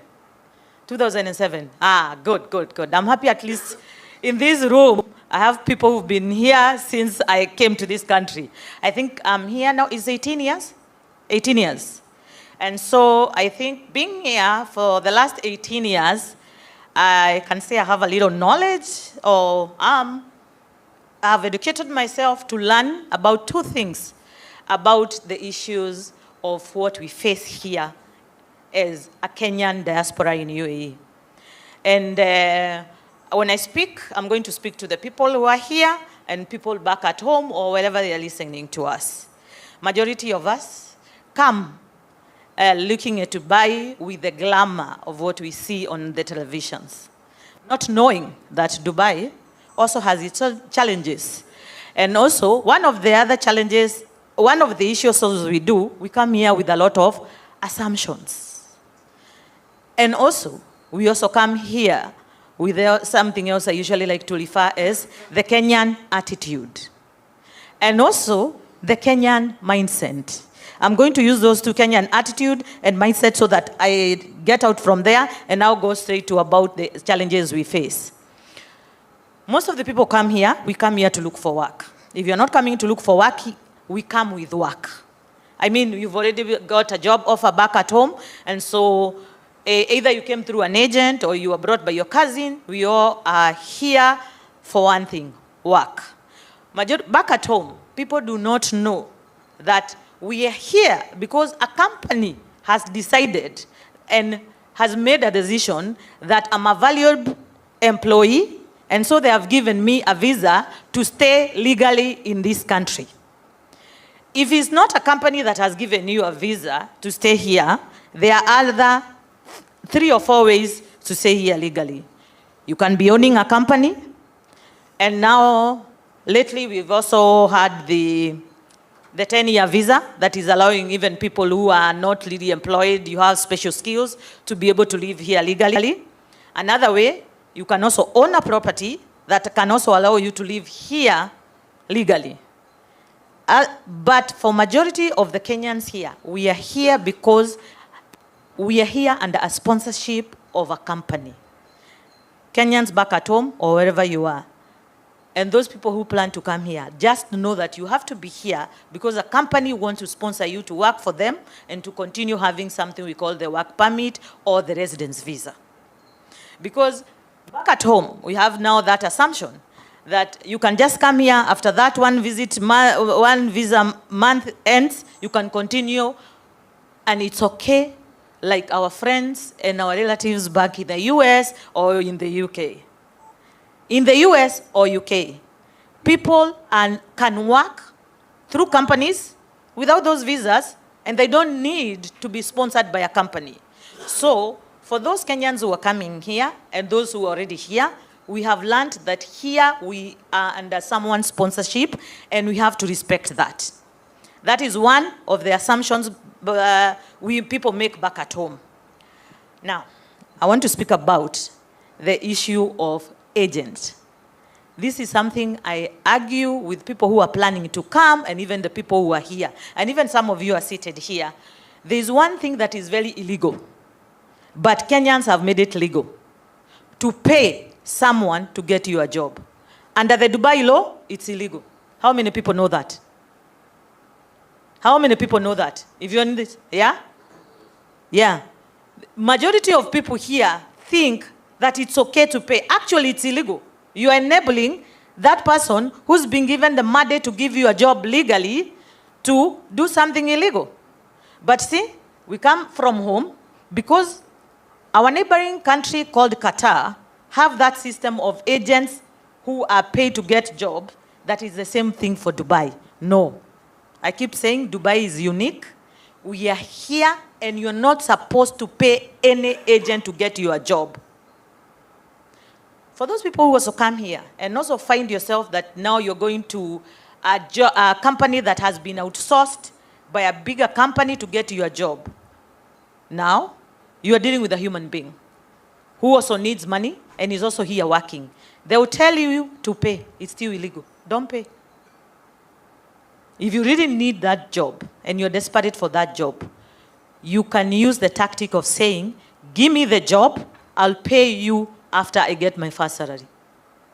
I can tell you and vouch and tell you they will not have a way to get you the money from you because from the onset, they were not supposed to be asking money from you. And the moment the company gives you a visa, you're not, where are you going to get this outsourced person to give them the money? So some of these little things that we hear we should learn, there are some of us who've stayed here long enough, we know, and that is why we are openly out there in our social media pages. You can look for me on TikTok and even on Facebook. I take sometimes some session to educate or advise people on those issues. And I could say something Chris said, that at least we are very happy now that we have our ambassador and our consul general who have now started opening again to us as the Kenyans in the diaspora and giving us a platform that we are able to go there and get assistance. For a period of time, we had that discrepancy, but now grateful to say that it is back. And so we appreciate you, our ambassador. We appreciate you, Consul General. Alex, thank you for giving me this opportunity. And thank you, fellow Kenyans. You appreciate me also. Yes, I do. Thank you. And we appreciate Pesh also. Makofi atoshi kwa Pesh. Anafaa apate na kilo sana. Thank you for being so crispy and to the point. Michael Mbiu. Same spirit. And to tell us about triplex properties and key benefits of off-plan properties. Yeah, and thank you for being one of our really, very, very consistent in seeking information to know about this event. Karibu sana, it's your turn. Good evening, ladies and gentlemen. I just want to quickly give you a story that resonates with all of us as Kenyans. And I don't know if you've gone to the supermarkets, but I did this weekend earlier on, and I had a list for shopping. And there's this gentleman who walked up to me, very helpful, and he asked, can I help you with half of the list? I said, yes, please. And he was picking up a couple of things for me. And on that half of his list, there was avocados, and I had people mention it, which is why I want to share it.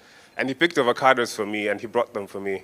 I was like, how do you know they're ripe? He said, we have the machine where you tap the avocado, and it tells you if it's ripe. I told him, move, my friend, I need to finger this avocado so that I can know it's real. But this thing is actually happening, which just tells me of the level of progress that we are going into on the ways that we have from the past to now.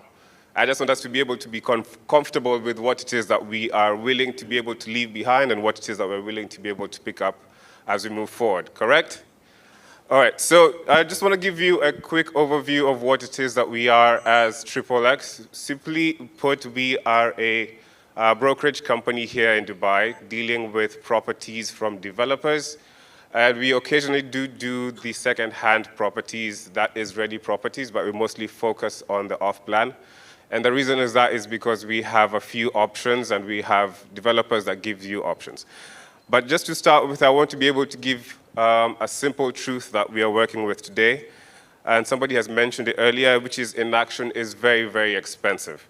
Now, investors from across Africa, the Gulf, are hesitating which are waiting for the perfect opportunity to be able to invest in anything that pops up.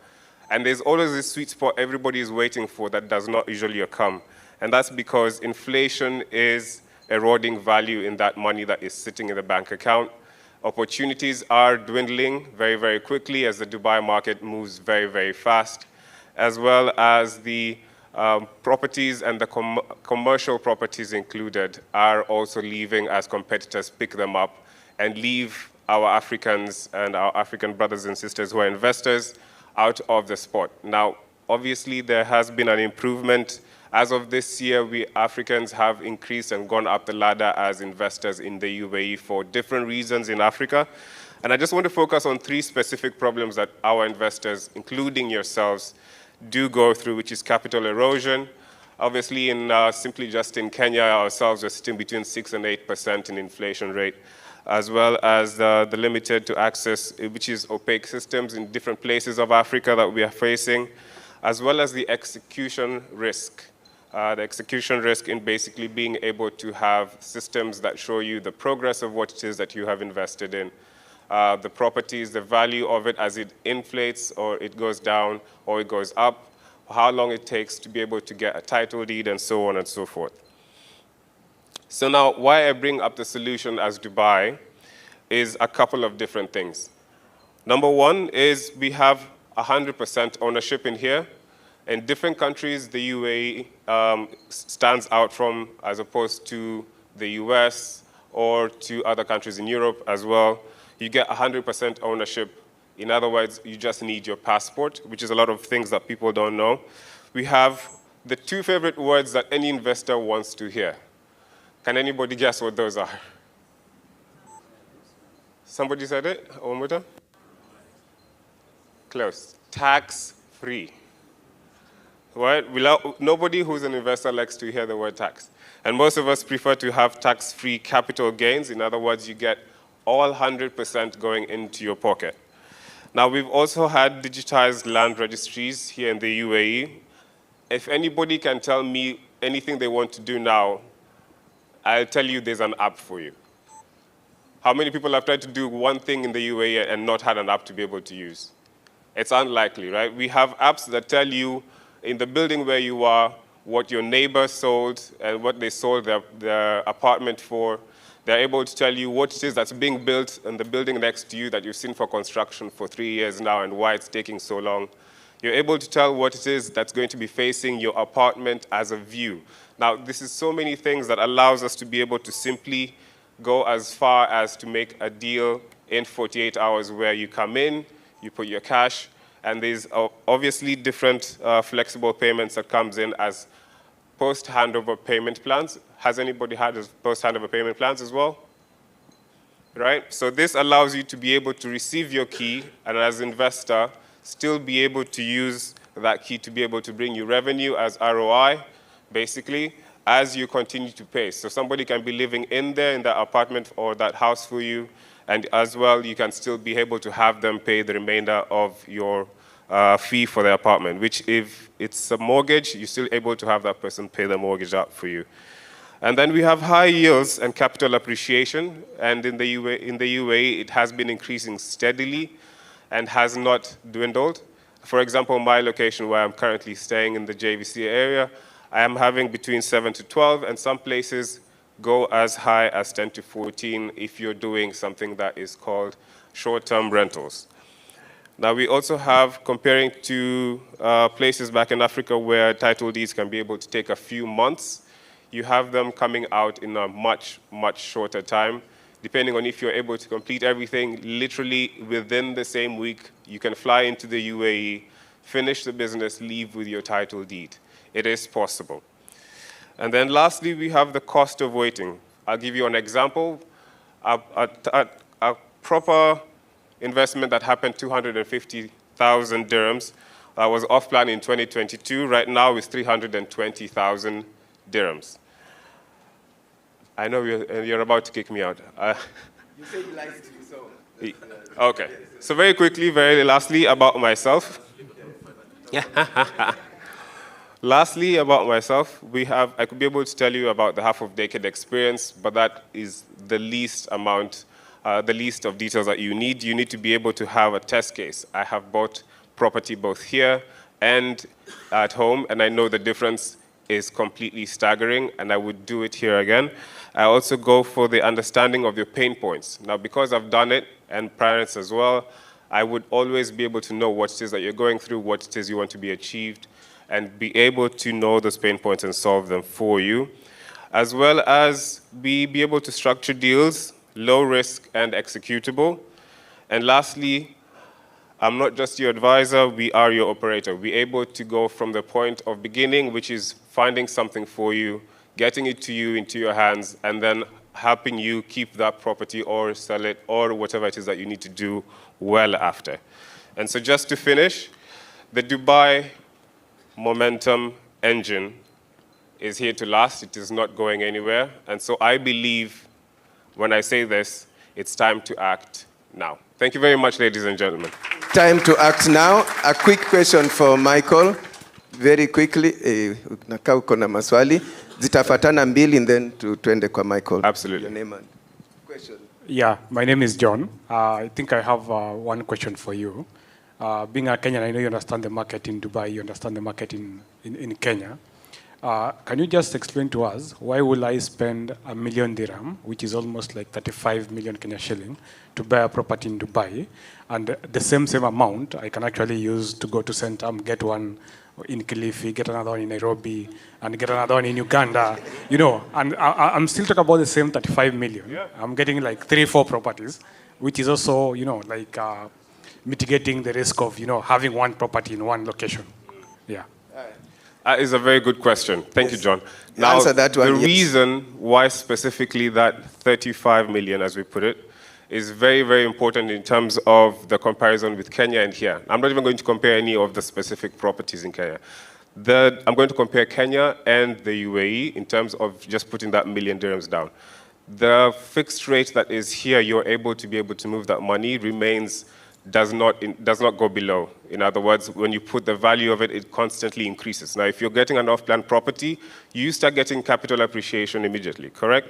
Also, the time and the duration of being able to have that transparency of that 35 million. It's not chump change, it's not little money. You want to be able to view that progress from beginning to end until you have that key in your hand, and UAE gives you that.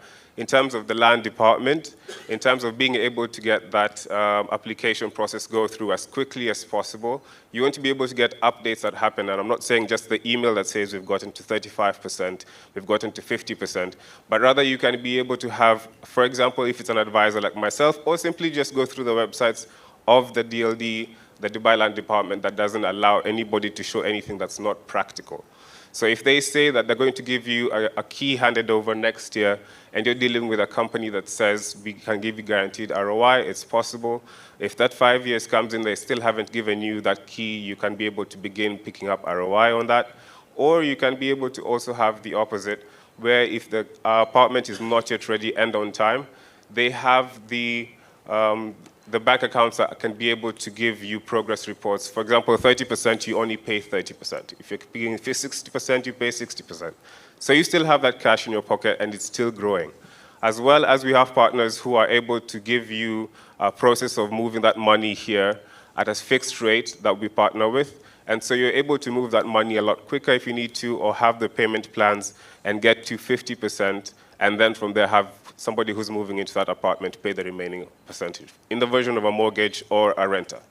So it's much, much quicker, much easier, much cheaper in terms of having, yes, there might be risk diversified in terms of the money portfolios that you have, but in terms of the return on the investment as well as the capital appreciation you're getting, there is a very big comparison. Must I live in Dubai to buy your property? That is Liz. Is that okay? Your question, quickly? Very, very well. No, you do not.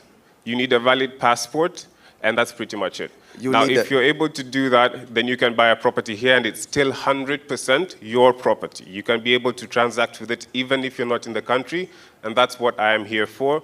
I am able to give you updates. If you need to be able to buy, sell, flip, whatever it is that you need to do with that property, you can be able to do it within the same time frame or that short amount of time that you choose to be able to do it, which is why we always begin with the end in mind and then work our way backwards to what it is that you want to achieve. Makofi kwa Michael. Wow. Very good. Thank you very much. Rose, he needs promotion. Yeah, you need to promote him. Yeah, makofi tena Michael. Let's now cross borders back to Kenya and listen to another developer, Unity Homes. Again, we want to appreciate Unity Homes. And this is really one of, I would say, consistency really makes things move. So yet another consistent partner of Daring Abroad in Kenya, in Australia, in the UK, in the US, from Houston to Worcester, name it. Tunamkaribisha Ann. Ann, utajitambua? Aja set up, or you set up as we wait? Kuja, set up. And as Ann sets up, I want to appreciate Cyrus. Simama Cyrus, wakuone. Unajulikana huku? Cyro. Oh, we say Cyrus. Cyro. Tupige Cyro makofi. When I come here, I look for him. Mnajua anafanya nini? Transport, eh? Nama ulitoka hiyo? Ulipanda? IT. But sasa hiyo ingine inaweza endelea kama side hustle. Unity Parkside is our sixth. So then I want to appreciate, thank you, Cyro. Gladys Kiprotich. Gladys unajulikana pia? Hebu simama Gladys Kiprotich. Tumpige makofi. Gladys ni... Yes, yeah. Nilikutana naye about 3 years ago. So mimi mtu wa UAE pia. Msinione tu mtu wa Kenya. Si mnaona nimekula kuku huku nyama. Uko tayari? A guy who was a very good chef here is called Cyprian who? He's now in Australia. You remember Cyprian Cyro? He was at the Dubai Expo. Nyinyi watu mnatamba. And utajiintroduce mwenyewe, then uendelee. Your position and so on. Watu wakujue. Good evening, everyone. All protocol observed, our ambassadors consulate, and all the guests. My name is Ann Maura. I'm a sales partner at Unity Homes. And volume. My name is Ann Maura. I'm a sales partner at Unity Homes. And I'm glad to be in this forum. And I want to thank everybody for just attending here. And you've been seated for long. Let's rise up just for a minute so that we stretch our legs, so that we don't get muscle pulls. Yes. Yes, and I will give 5 gifts to 5 people. So I'm going to ask you a question. And the first person to raise their hands to give me the answer will get a gift. Sindio? So tell your neighbor, be alert. Okay, so I want one person to name the big 5 in Kenya. The big 5 in Kenya? Yes. The big 5 in Kenya. The first person to raise their hand. Who was the first one? Umenini ukaweka tena ruchini. Umefanya hivi. Don't do this, you raise your hand. Who was the first one? Nimechanganyikiwa sasa. Okay, we do it again, the big 5 in Kenya. The first person to raise their hand. Yeah. Lion. Yes. Elephant. Yes. Zebra. No. Giraffe. We can clap for her. She's tried. Somebody else. There's somebody at the far back who's raised their hand. Emma umeogopa tena. Haya. Rhino, oh my God. Yes. The cameras are here. Rhino, elephant, leopard, those are 3. Yes. Aha. Jesus. I know. Elephant. I've said lion and buffalo. Those are 5, yeah? Yeah, she's got, let's clap for her. So I'm going to give her something. And also her, because of the courage of, you can come for your gifts. I'll give you something. Come. This is you unique. Try this. Yes. See, you can see the spirit of daring abroad. Out of 5. Tumpige makofi. Wow. What a forum. Okay. What a forum. She can come. Then I'm going to ask another question. Somebody give me a town in Kenya with the letter R. A town in Kenya with the letter R. A town. Oh, okay. Now you're saying it. You raise your hand and say it. Yes? Yeah? Yeah, another one? Ruiru. Yes. Another one? Roysambu. These are the questions, I mean. Okay. Yeah, now, who is the award? So, why I'm doing this is so that at least we remember something about homes. Yeah. So, the person who said Rongai Pesh, tell us something about Rongai that people, that is common, that people make fun of or Okay, something. there is one thing about Rongai. Yes. It is the diaspora of Kenya. And also in Rongai, if you don't take care, you can be having dinner with the lion. Yes. Yes. Okay. Makofi kwa Pesh. The person who said Roiro. Roiro, come, Roiro, come. Wow, I love this. Balozi, unaona our forums are very interactive. Okay, so for Ruiru, it's known for investment. Like you can just go. There are so many investments around that area, and it's one of the places I wanted to. So yeah, we have so many of them. Who said Roy? Roy, come. You have to say something about Roy. Roy. Oh, I thought Roy. Zingine zitakuja baadaye. She knows something about Roy. Okay. Previously, people did not buy property in Rai thinking that it is very far. But currently, if you buy property from there, the cost or the price of buying it is very expensive, knowing that the roads are actually very good. Wow. Yeah, that's something that Roy, Kamulu and Royce, you've been hearing about Kamulu landing, yes. So we can have a seat. Let's clap for them. Okay, asanteni. Thank you.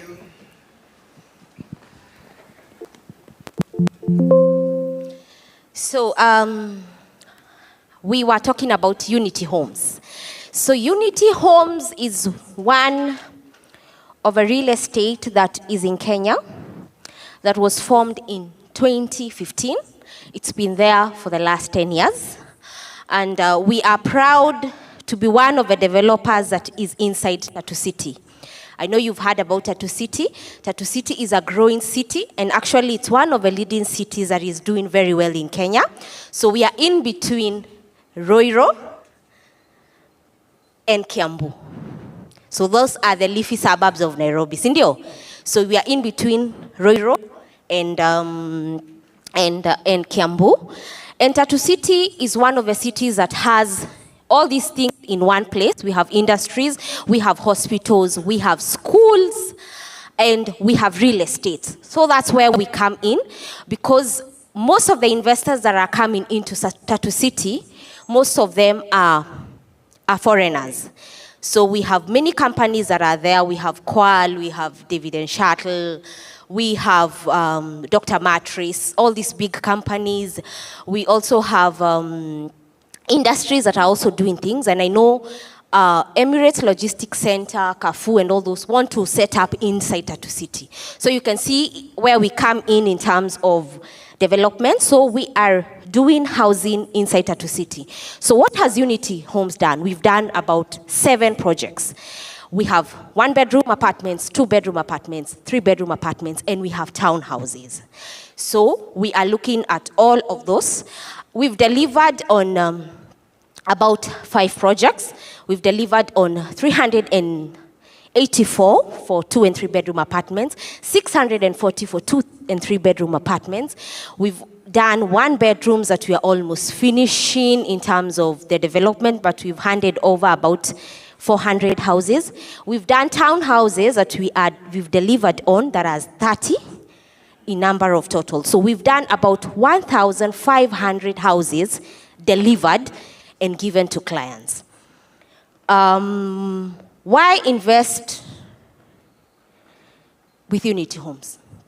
I cannot tell you something that does not have a past. For me to be able to stand here and tell you, buy this product, is because there is a case study that has happened, and people have bought, and this has happened.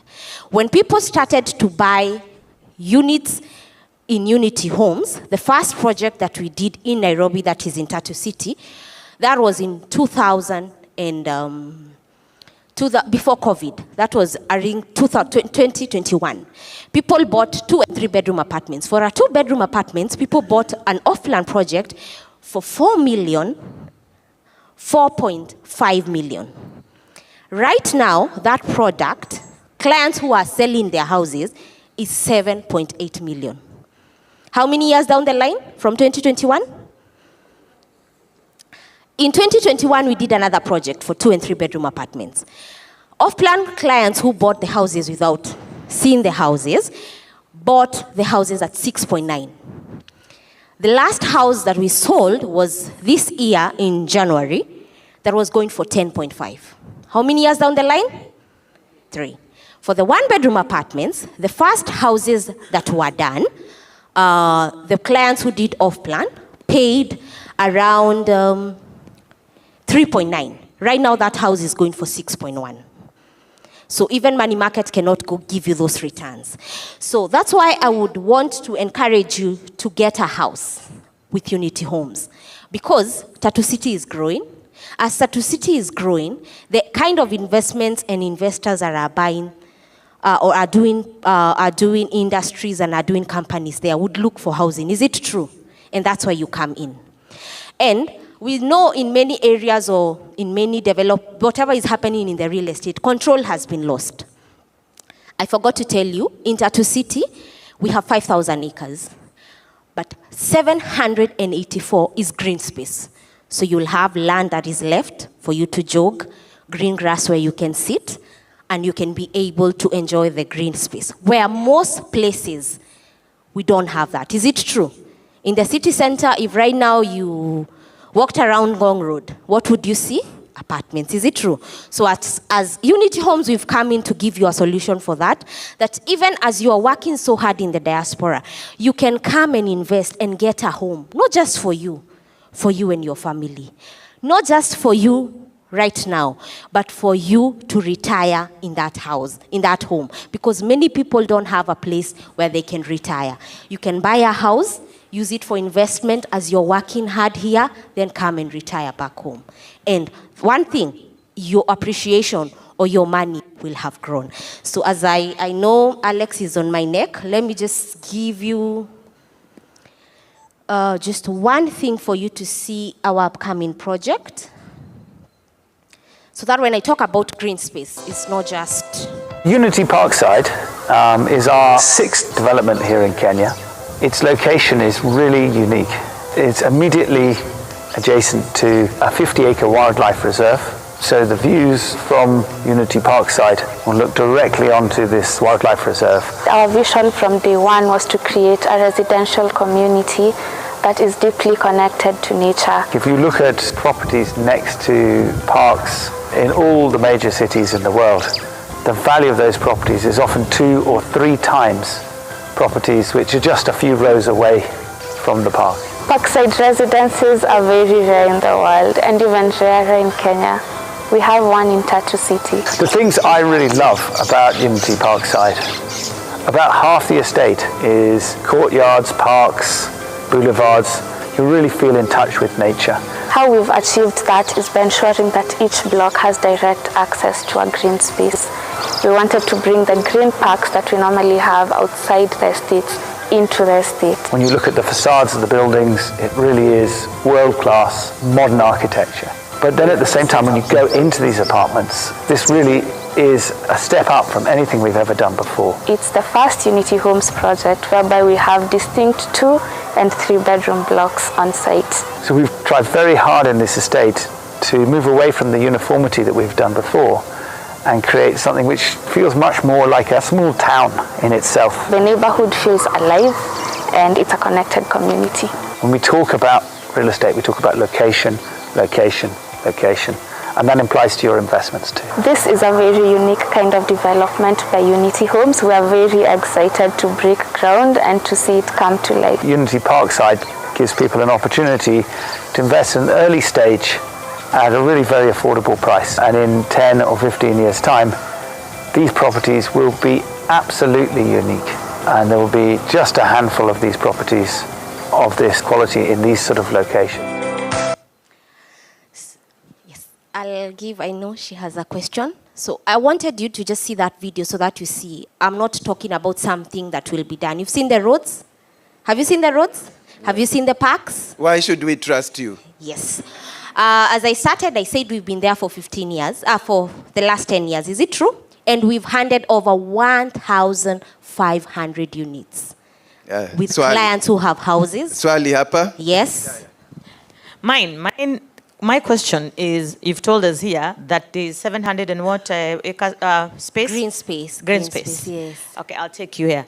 In the contract, suppose if I buy that house from you, is there where it states that that clause, that park will never be developed? Yes, I can tell you regulations have already been done. Those so green in my spaces, contract, it states that? No. Inside, it's been gazetted. Okay. When Basenda can confirm that. When land is being used as a park, that's why people cannot build in KWS park, because it's been gazetted and taken to parliament. So you cannot overrule that. So those are already green spaces. Oh, that's so, good. That's yes, good. That's good. So you're secure. That's what I wanted to know, because Yes. I'll tell some of the, for those people who know me here, before I joined Our Pride, I was a property consultant. For 8 years, I sold Dubai properties. And there's one thing that sometimes I feel, we were selling the Jumeirah Beach residences. And what we sold, we're telling you, if you buy this apartment, you can see you're going to have a full sea view.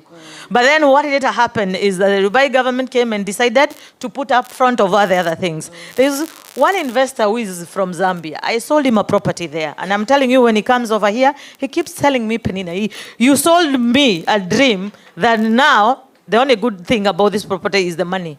I'm thinking, if the money did not grow, the dream of the sea view is no longer there. That's why I'm asking for my fellow Kenyans to know those are the little things that we want to be secure. Thank you. I know those are the pain points, so just know that land has been gazetted to be green space. So there is no time in place a building will ever come up there. Yes. Makofi kwa Ann. Makofi kwa Ann. You can see why this forum is different, educative, informative, and I like the questions. Jipigieni makofi. Amazing, amazing. Wow, amazing. Really, yeah. We have to move to, can we keep the next questions for after? Oh, Balozi has, yani imenoga mpaka Balozi amekubali. Balozi, thank you so much. We were trying to... Yeah, forum imekuwa tamu.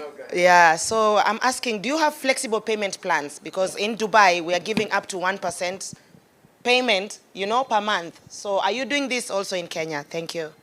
Yes, we do have flexible payment plans. That's why I want you to come at my desk. I'm going to share that. And also, I am encouraging Kenyans. We have loans that are affordable at the KMRC, where it's called the affordable housing. Most of the people who come and take those loans are people who have a lot of money.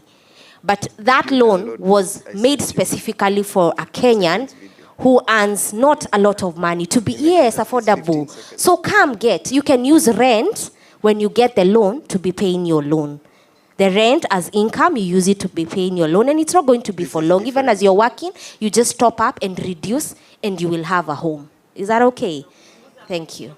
Asante, we have to move. Tumpigie makofi. And now, Gabriel, quickly for 2 minutes to just take us to another level, AI and business. Gabriel, we are still trying to download your 15-second video. AI is everything now. It's a website. So can we click? It's a website, Edison? Okay, so as he presents, so there are several chamwadas out there because of AI. Na utasikia sauti. Exact. My goodness. And I'm marketing something. If you don't take care, you're like, Alex has started marketing. I don't want to mention anything there. I said, I started marketing ABCD. AI has advantages and disadvantages. Is how to use it, is it?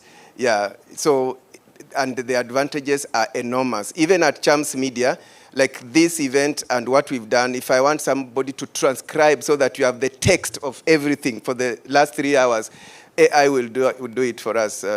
And yet we still want to remain real I don't know if it's downloaded. Meanwhile, you can give us 1 or 2 words. How do we now incorporate AI in hii maneno yote tunaongea?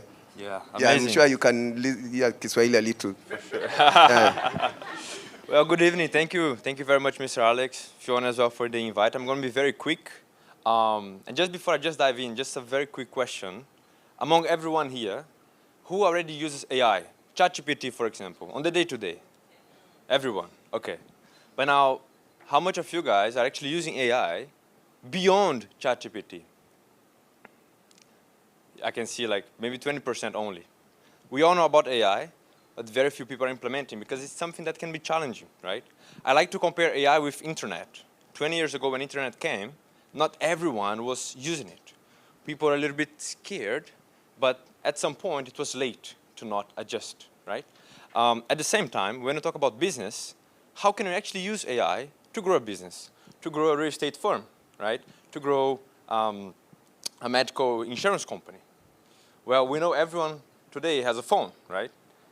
Funny enough, today around 75% of people in the US, they check social media before buying a supplement, a product, a car. So you can see how, in one hand, we have a new technology that is allowing us to do a lot of things very, very fast. And on the other hand, we have consumers that are using telephone more than ever now. Now, for business, where we sell products, we sell services, how can we use social media and use AI as well to make that process more efficient, faster? That's what we created here, and that's what I wanted to share with you guys. I cannot see on the screen. But imagine if we can use social media with AI together, and we don't need to record any video. Imagine, I like this, I love these cameras and the recording, but imagine that on the day-to-day, when you don't have a lot of time, if you didn't have to record a video every day. Imagine that we had our digital twin. We had someone like me, or like Julie. She's a sleeping expert. And if you see here, I'm going to play a video very quick. On the left side, we have her real self, Julie. On the right side, we have her digital twin. After 10 p.m., you're most likely killing yourself. When you sleep late at night, your body produces a hormone called cortisol, which keeps your brain working non-stop and keeps you from reaching the deep phases of sleep. So if you're staying up at night, you'll be tired or embarking on a sleep program for your children. Look for this sleep program to be sleep coaching. Sleep coaching is very different from sleep training. When we sleep coach our children. Now, how long it took for her to record the video? 30 seconds maybe. Just click of her buttons. And the powerful thing, the whole point of social media is for everyone to watch. Imagine that Julie had the possibility to find 10 million people on the other side that struggle with sleep, that struggle with the pain points that they have. That's the possibility of this clone are allowing personal brands, business to do. Just some examples here, very quick. With the short form videos here, we have seen people getting 9 million views with one 20-second clip. 7.7, 9.1. So you see, it's really the power of using technology for our businesses to generate more demand, right? For us to buy, to sell, to grow, to trade, we need demand. And when we use technology for that, in 30 seconds, we can reach all of these people and help and spread our message. Thank you.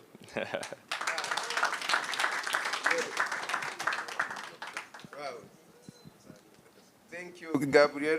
Asante sana. Say asante. Asante. Yes. Tumpige makofi. Gabriel Basques. I have a challenge sleeping, but it's the diaspora that makes me not to sleep. I was just wondering, because, you know, if I'm not talking to Crispin in UAE, I'm talking to a friend in Toronto, and you know the timing difference. So I want to sleep, and then someone is calling me from Australia. They're already awake. I think midnight in Kenya, many cities in Australia, it's probably 8 a.m. But anyway, I'll come to you so that I can use AI to sleep, maybe. Yeah. Wow. Yasmin, Rashid, acres and squares. Hey, acres. Sasa, Triplex, yenu si kitu, yeye akona acres and squares, real estate. Unity Homes, umetuonyesha video, wacha sasa tusikie acres and squares. Makofi kwa Yasmin. Yeah.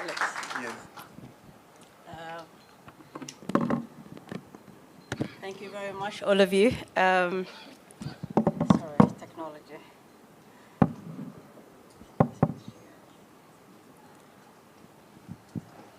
I'm not going to cover much because most of the things I wanted to cover is already been covered by Triplex and Fiona. So I'm just going to tell you the new things I do and what I do in a nutshell. I know everybody is saying investing in Kenya, but the people, it's good to invest home, but sometimes when you live here, you need to know why you need to invest here as well, and what are the benefits that are available to you as a foreigner, or shall I say, as a resident. So they are, as a first-time buyer, there are programs that are available to you, where it's an off-plan. Now, developers have ways to give you a easier payments plan, and things like that. And there's, as a resident, if you have a job, you are allowed to get up to 80% of mortgage for you to be able to buy a property. And here, finance here is very, very low. It's like, I think, 3.9%, something like that. So if you do want to invest, there are programs for you, and we're here for you to help you. So basically, I founded a company, and now it's like my 4th year, doing real estate in Dubai, and helping investors on how to invest. But most of the concerns that we have is a lot of people want to invest back home and ask me, how do we invest back home? Or the same question he got, my fellow Kenyan, why will I invest in Dubai when I can invest 10 properties in Kenya? Of course, you cannot compare. It's not an apple to apple. Everything has its benefit. But there are ways that, there's one thing I do want to talk about it, and it's called cross-border investment. And this is whereby we want to create people who wants to invest in back home and people who wants to invest in here. How do we bridge the gap? Cross-border investment is about more than moving money between Dubai, Nairobi, or shall I say New York. It's about creating a trusted framework that allows diaspora capital to flow securely into a project at home. Building partnership where governments provide the right environment, and the private sector delivers the project, and the diaspora provide not just funding, but also expertise and influence. Designing investment that are not a one-time, but scalable, sustainable, and profitable. Dubai itself shows us how much can be achieved when ambition meets structure. Our challenge is to replicate this model, linking Gulf and Africa into a way that benefits both regions. So one of the most exciting tools that makes this happen is tokenization. Tokenization is turning a real-world asset into a digital token that can be owned and traded globally. Tokenization means dividing a real asset, housing, farming, energy, into a smaller digital unit. You don't need to have millions to buy. You can own fraction, and every transaction is traceable in a blockchain. Why does this matter to us as a diaspora investment? It lowers the barrier. You don't need millions to invest. You can start small, yet own a share of something big. It increases trust.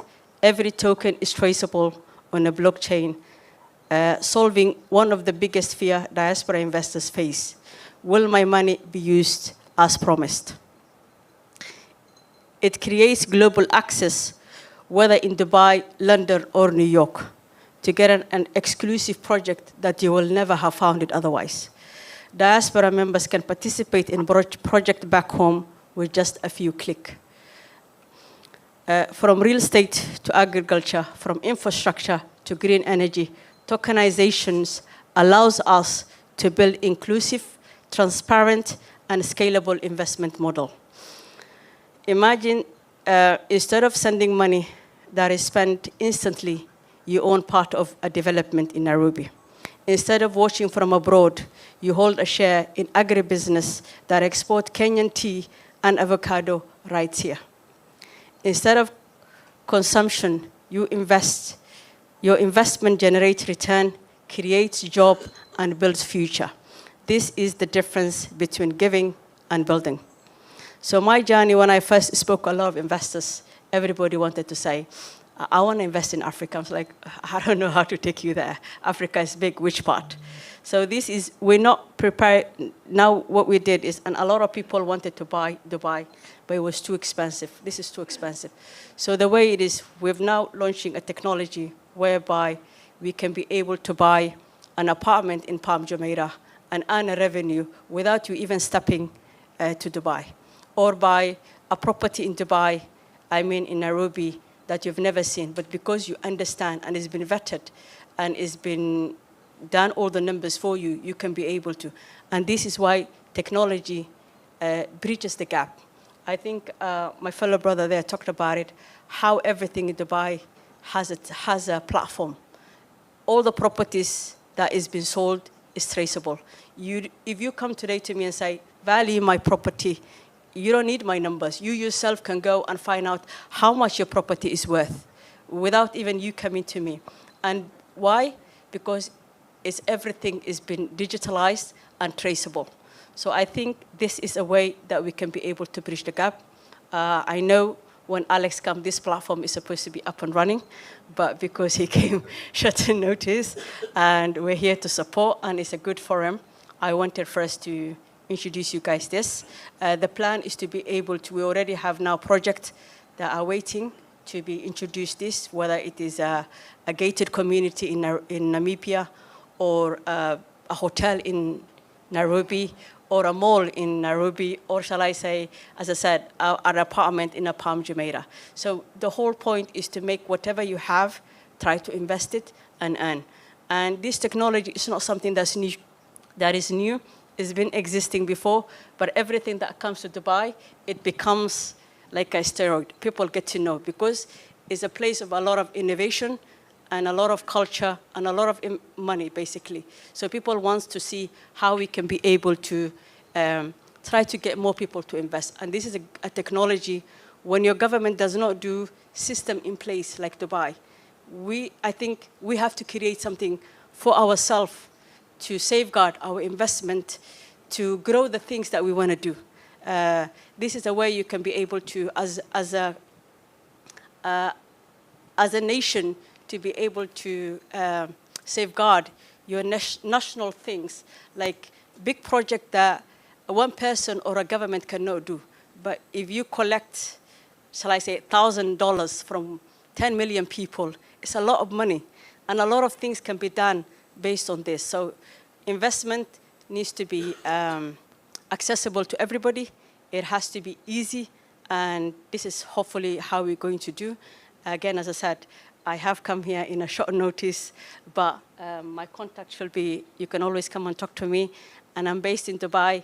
Anybody is looking for advice, please come look for me. Alex, thank you very much. And all of you, thank you for all coming here. Anything you want, we're here for you, and we look forward. Makofi kwa Yasmin. I've learned so much about tokenization. Tokenization. I guess there's questions, maybe. Yeah? Okay, just one question. One. And I like you people, straight to the point. You don't beat stories. No, it's okay. She had a good point, but I just want to know, is it the same as crowdfunding, like tokenization and crowdfunding? Is it the same? Are you doing the same thing as just selling some, like we call it a tile. You're selling a tile of that house. So if it rents out, I'm getting my profit. I'm getting my income. It is same as crowdfunding, but because of the blockchain, you are more traceable and you can be able to resell your token. So it's like buying a share and reselling it tomorrow if you want. It's just the technology has changed. Before you could crowdfund it, but you have no way of owning that. Now you can be able to own that, and based on the exit tomorrow, you can be able to sell your share or the token, whatever you've invested, to be able to sell that, and someone else might invest that on their behalf. So the way you're raising the fund is same, but the ownership is what changes, and the traceability is what the technology just changes. Yeah. Makofi kwa Yasmin. Thank you so much. We learned so much. And do you know what? Hakuna mtu amekuja kututembelea mimi na Edison kujua tunakaaje, tunakaa wapi. But Yasmin came yesterday to just check. Are you people okay?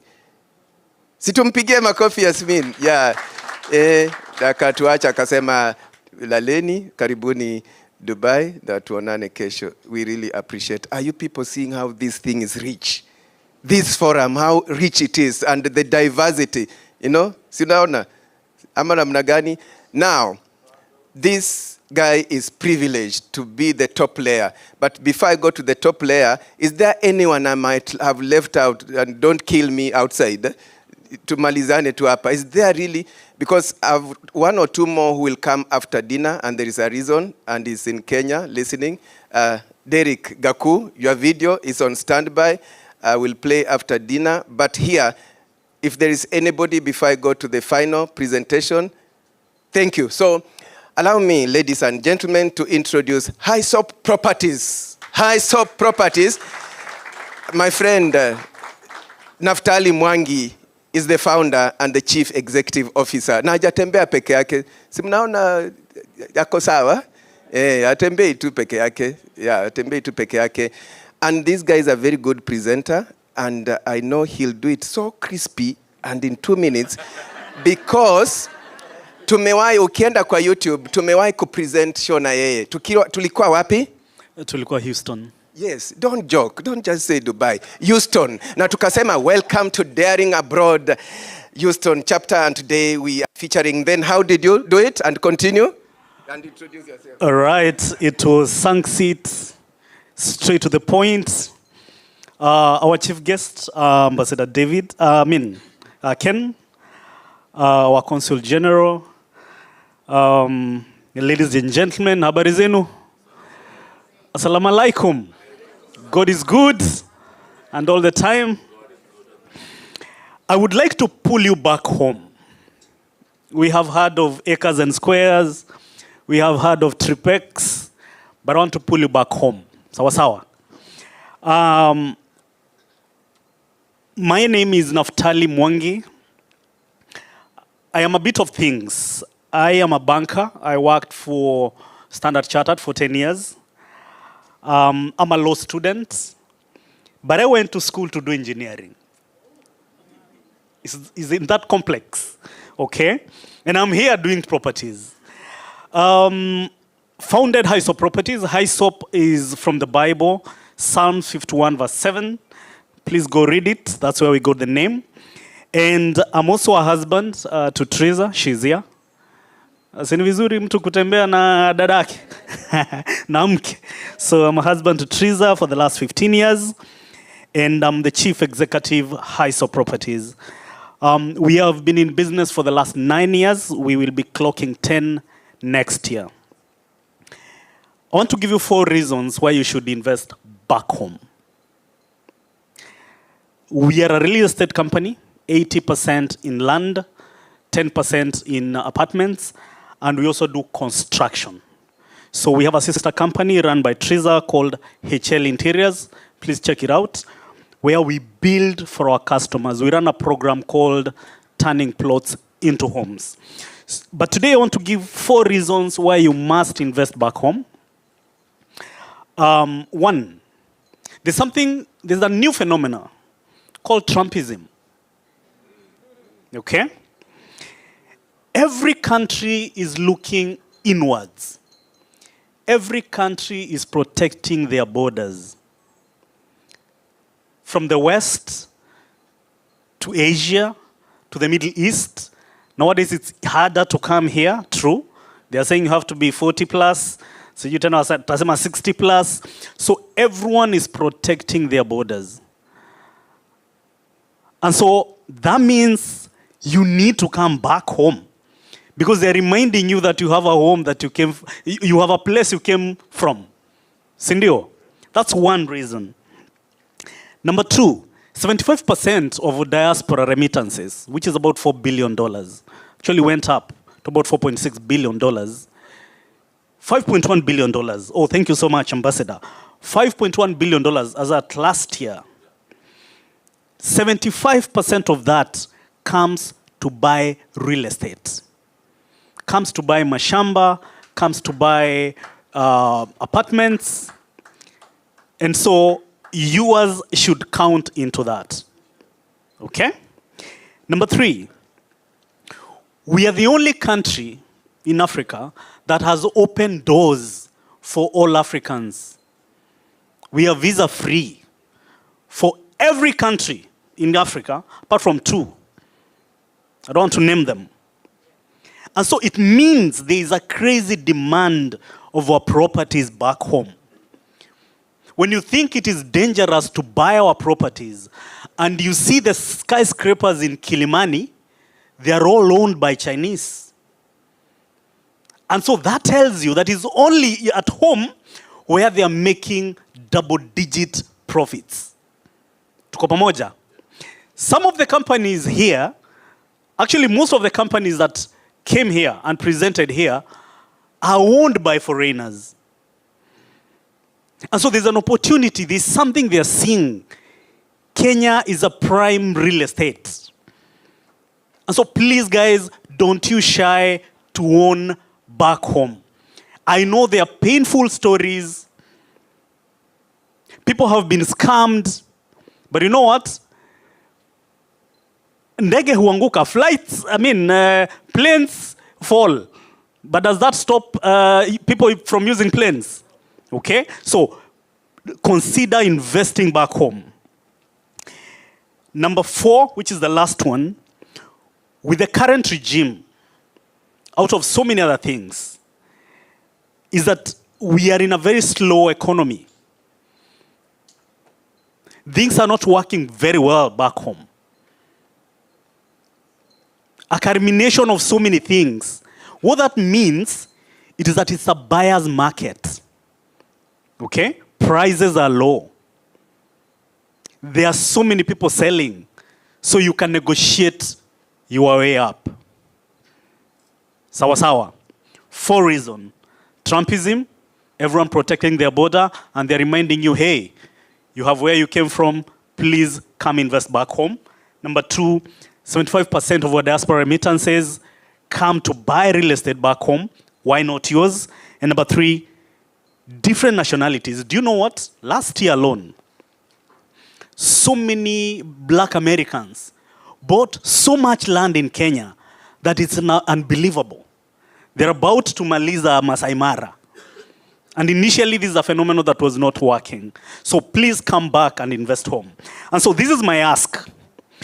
For the last 9 years, we have done about 10,000 plots. We have done 146 apartments. That's on Kiambu Road and in Nakuru, all sold out.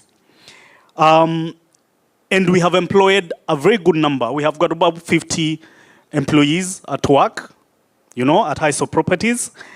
But my take today and my ask today, I want to call your attention to a place called Malindi. Heard of Malindi? We have a beautiful investment for you in Malindi. We have 1,000 acres in Malindi where we are selling a minimum of 1 acre.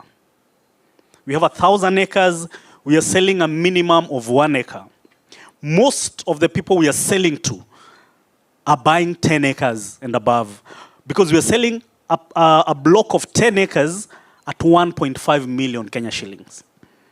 Okay? So that means an acre is at 150K. What can you do with a block of 10 acres? You can do farming. You can, it will appreciate. Now, that's number two. And number three, you have got flexibility in the future. That you can give part for inheritance and part for business. Sawa sawa. Among us, so many other places. We are headquartered in Nairobi, a place called Hyso Center at Ridgeways. We are in Nakuru, a place called Tower 1. We are in Kisii. Kuna watu wa Kisii hapa? We are in Kisii town, okay? But my attention today is that please come and we invest in the coast. It is the only place in Kenya where you can get vast land that are affordable. God bless you. Asanteni sana. Wow, thank you. While you are there, I want, being top layer, one question again for top layer. Ama menyita kabisa. Unajua kunyita? Kunyita. Oh my God. Naftali, I'll ask this question Yes, about sister. Mombasa, Malende. See, we've heard stories. It's us from the diaspora, and I wanted to hear from you. Does that Malindi, does it have title? Oh, yes. So I'll not have these people, the Swahili people, come to do what they did on the other side of the North Coast. You know what I'm talking about? We only sell land that we 100% own. Okay. So we'll give you land that has your title. Luiru people who are being evicted now, they were also given titles. So I Say want that that again? the current problem at the side of Ruiru, everyone had a title. And even they have built houses. They have lived there. They had title. You are the investor. You are the one selling for me. How secure are you making sure that I'm also secure as an investor? I might not comment about the real land, but the truth is the jury is out there. One, it was bought as a chama, okay? The seller who sold that land, you know who he is, okay? Questionable character. But the beauty of investing in companies that have done this long time, for 10 years, more than 5 years, is that at least you have got testimonials, enough testimonials. We have got so many clients here in UAE that will be giving titles tomorrow morning, okay? And these can form part of our testimonials. Makofi hiyo imetosha. Now, as someone who's So I have an ask, kindly, as Alex ndugu yangu. You are in between and the dinner. So, okay. Okay. Because I'm the cream, yeah? Thank you so much. So, please do me a favor, take out your phone, because I want you to follow us, okay? Are we Facebook, Twitter, everything, okay? So, TikTok, right? So I'd like you to go to Hysop Properties on Facebook. HYSSOP, that name. HYSSOP Properties. Okay? On Facebook, on Twitter, on TikTok, on X rather, on TikTok, on IG. Tafadhali, follow us. You'll have all this info. Let's get in touch. I'm looking forward to interact with all of you. We have done this before. Tumekuwa naye London, tumekuwa naye Houston, and diaspora means a lot in supporting business back home. God bless you. Thank you. Thank you so much.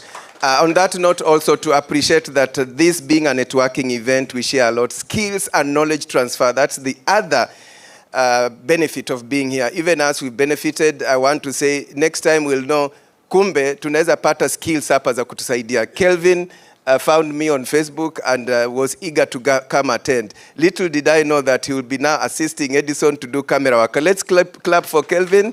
Thank you. Cyril says, Edison, next time, don't suffer running around. He's an IT expert. He would be running these things for you. Cyril, thank you so much for offering that. Ladies and gentlemen, remember you have some raffles to win. This is Safari Link 2 tickets for 2. So for 2, they didn't say couple. For 2 on a domestic travel. So usikae mbali, keep your ticket. There is Kenya Wildlife Service has given us a ticket for a holiday, or you go to Lake Nakuru National Park for 8 people. 8 people. Can you imagine? So we really thank our partners, and you can see how diverse our partners are. And let me, Edison, if you're able to, have you changed to put the photo of Derek Gaku quickly before we go to our chief guest?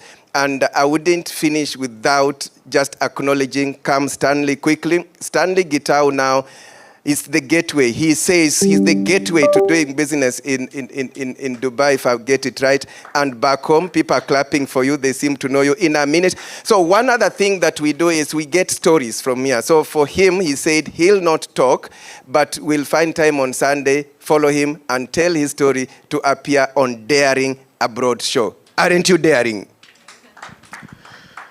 My name is Gitao, and last year I led the business support program of a MasterCard-funded program.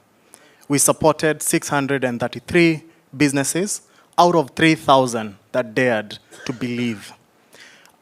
These 633 received $5,000 of funding, and my work is to put together coaches, subject matter experts, who help these businesses walk the journey of entrepreneurship. And Dubai is not different. We are all here because we've been sponsored by a company. Back home, 12 million people are coming into work. And I mean about Africa. By 2050, Africa will have the largest population growth. Where are all those people going to go to be doing work? Dubai, the UAE, and Gulf presents such a great opportunity for workforce. And we know a coin here supports more than just yourself. It takes people to school, pays for emergencies, but it can't do more. I have a pipeline of thousands of businesses, small, medium enterprises, that are looking for your $1,000 of investment. I can make that happen. But I hear Pesh talk about the challenges of our workforce in the UAE. It's simply because they never had a right pathway. They did not have the support. There is what you know that you needed to navigate in this market. How many have passed it on? I dare believe through Stravian Group's mobility program, we are able to educate our young folks back home to find jobs, to secure the right visas, because this market needs us. And for Africans, we are so bold and hardworking. We need to reclaim our position on this continent. Thank you. Makofi kwa Stanley. So, Derek is in Nairobi watching. He couldn't make it here. Derek Gaku, Chief Innovation Officer at Syscom. So we've talked about real estate and so on, developers. So he sells something unique. And Fiona advised us where the mouth is, different various areas. So cloud, it's technical, but there's a video we'll play after dinner that explains how you can buy like a tile somewhere in the cloud space. So remember the issues of data protection and so on. Many companies now, I think according to the law, then your data should be within Kenyan boundaries. But currently, there's so much that we do with the beyond the borders. So in that video, Derek will explain how you can also invest in cloud. You know, where you put our websites and so on, so his area is like, the way the topic is saying, a new kind of real estate, data centers, cloud, and AI. So it's sort of a real estate that you can't see. You can't touch. It's not like an apartment, but it's symbolic of how you can also invest in that area. So Daring Abroad investment forums are forums that give you diversity, various areas in which you can invest. And you've listened to presenters both here in UAE, those who are based here, and those from Kenya. So it's not as Naftali, tulikuwa tunasema, most of the events would be just maguta, na mashamba, but we are blending mashamba, nyumba, Unity Homes, ISOP, whatever, with new areas of investment. Ladies and gentlemen, clap for me. Yes, clap for me. At this juncture, allow me to introduce our chief guest, Balozi Kenneth Nganga, Kenya's ambassador to UAE. Si tusimame akikuja, tusimame. Makofi hiyo haitoshi, tumpigie makofi. Aya. Gen Z wako wapi? Aya, ebu nyamazeni. Ma-Gen Z tuseme oye! We ni Gen Z. Okay, aya, sawa. Aya, men only. Oye! Aye, women will beat you. Women only. Oye! Yeah! Women have it. Tuketi chini. And Balozi, I think, yes, you are the chief guest, but you are standing in between us and dinner. Asante sana. A round of applause for Alex. Thank you, Alex, for invitation. And I'm going to say just a few things. I'm very impressed, extremely, beyond my capacity of what I thought I would come to achieve today. Before I say anything, on behalf of the Kenya Embassy and the Consulate, I wish to introduce the people we work with within the Consulate and the Embassy. Please be upstanding.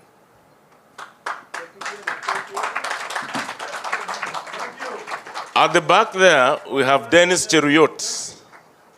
Dennis Cheruiyot works with us at the Embassy. Then we have trade attaché. When you talk about investment and everything else, advice from this side to the other side, on the government side, Lele Lawrence is in charge. He's the link person to trade and investment in Kenya here. Then we have Martha. Martha Wangare works with us as first secretary at the Embassy of Kenya in Abu Dhabi.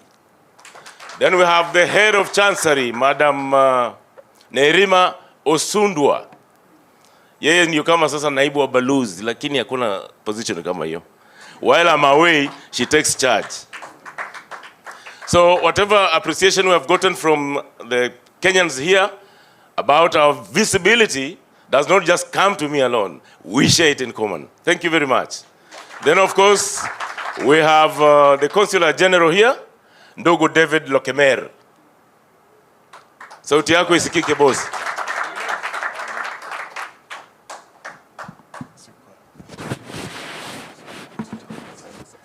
Anyway, habari zenu? Habari zenu? Muko salama? It's time. Karibu tu saa hizi, just a few minutes. Maybe less than 5 minutes mtaenda kuenjoy dinner. Please, I'm pleased to be here.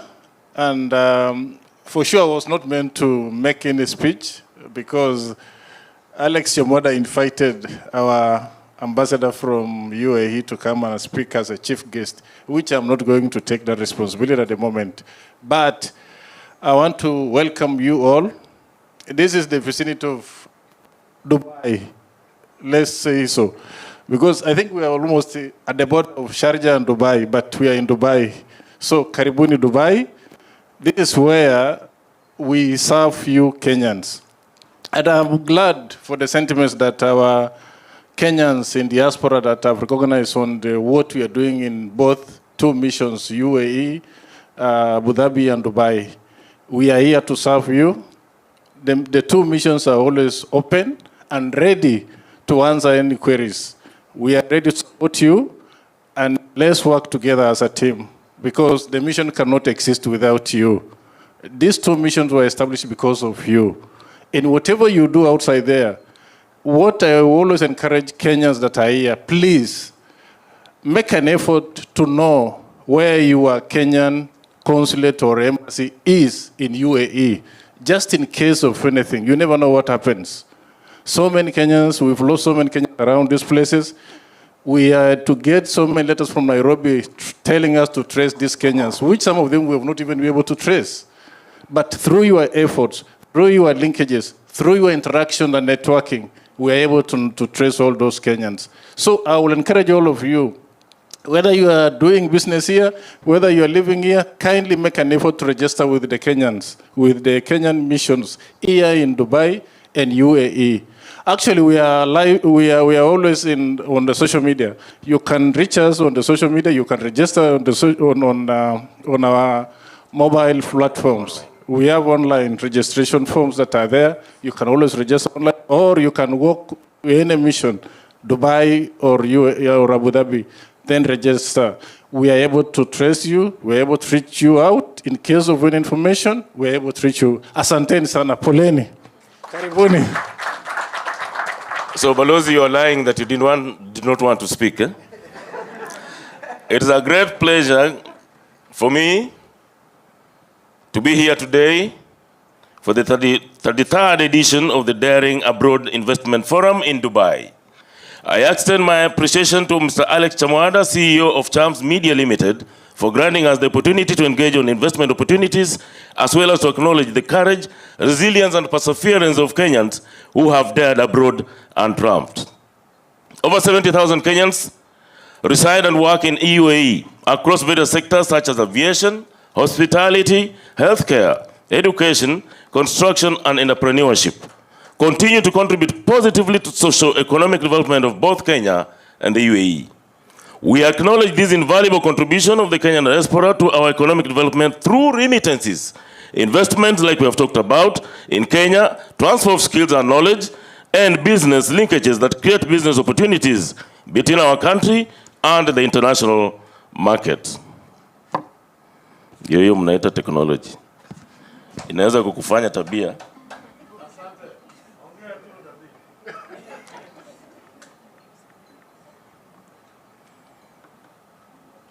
Distinguished guests, ladies and gentlemen, the Kenya Embassy under my leadership remains fully committed to serving your interests here in the UAE. We have continuously worked to improve the quality and efficiency of our consular services, supporting Kenyans in distress, offering advice and information on investment opportunities, among others.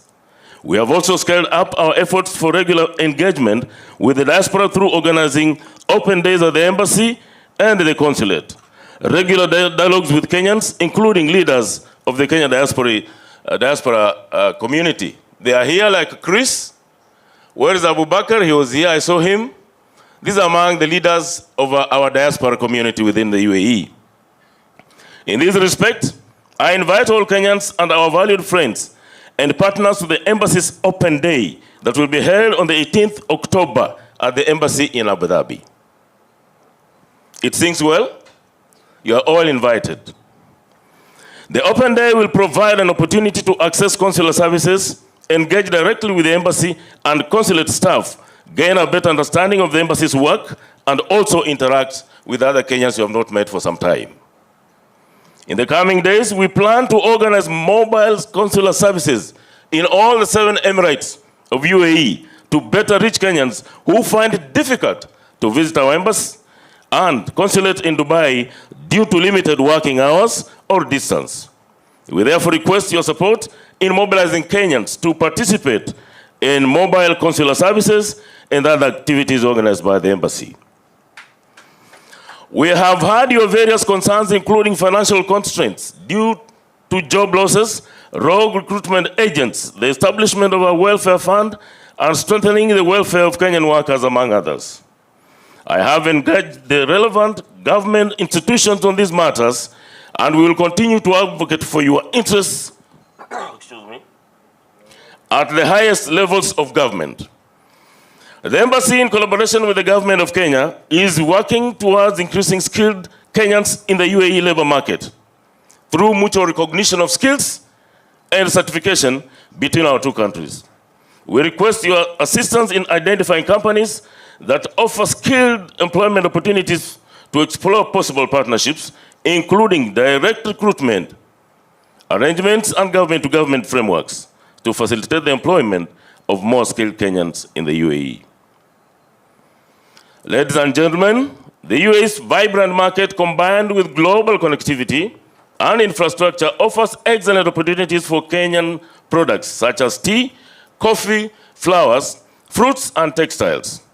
In addition, sectors like tourism, hospitality, technology, real estate, and education present significant prospects for Kenyan businesses. I thus encourage you to invite us when launching new businesses or initiatives. Share your business milestones with us, and the embassy will definitely highlight them on our social media platforms and celebrate your achievements as part of our vibrant Kenyan community in the UAE.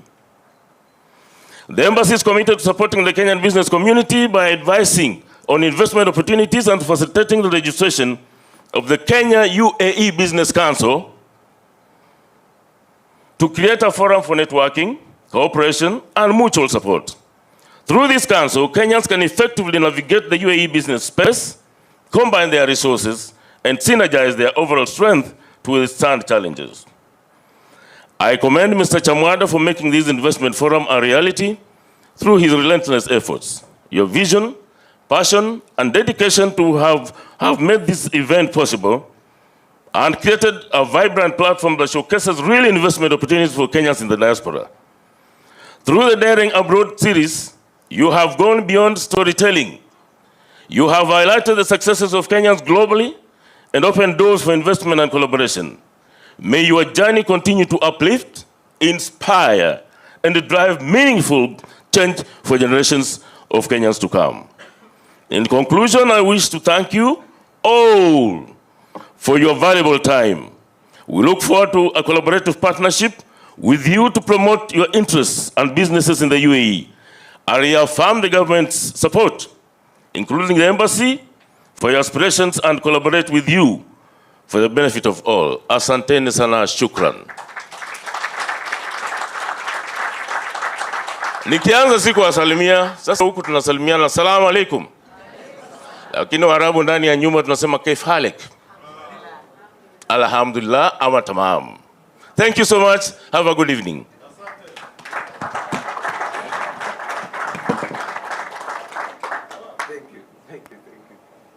Kuja balozi, one photo. Mi, hakuna mtu amenipiga picha. Mi napiga tu. Yeah, you've seen that guy. Okay. Thank you so much. That's a fantastic speech. Yeah. Maybe closer, have you? No. Zoom in. Yeah, also my bragging. Yeah, right. Yeah, thank you. And thank you. Nakupeni mrefu. I thought I was tall. Asante. Wow. Wasn't that sweet and crispy? Tumpigie balozi makofi. Wow, thank you so much. What a climax. And I know mkubwa akishaongea ni vigumu sana kuongea tena, but there's a guy who, imagine, just give me a minute, because this is the spirit of daring abroad and you won't believe. Dominic, simama. Dominic Muya from Mombasa. So let me tell you, Balos, the impact of what we are doing. So you know Turkana, Lodwa, Nini. What is it known for? Wrestling, what else? Farming, what else? As in, let's be careful so that we don't look like we are, negative. Yani, perception, let me say what, it's not us, but the image. People will say, nitafika huko kweli. Barabara, hakuna, isn't it? Watu wana, but I don't know if you've seen our documentaries on the new road from Kitale North or whatever, but just from, is it your area? Stand. Lokichar is one of my favorite towns. It's yani, you can't compare with it. Tell them. Lokichar, how different is it? No, I can't talk about it. At least for those who have seen the videos, you can always see it. It's a very beautiful road from Lokichar up to Nadapal all the way to South Sudan border. That's a new road that was funded by the government of Kenya and the World Bank. It's one of the flagship projects that was completed by this government that we are serving.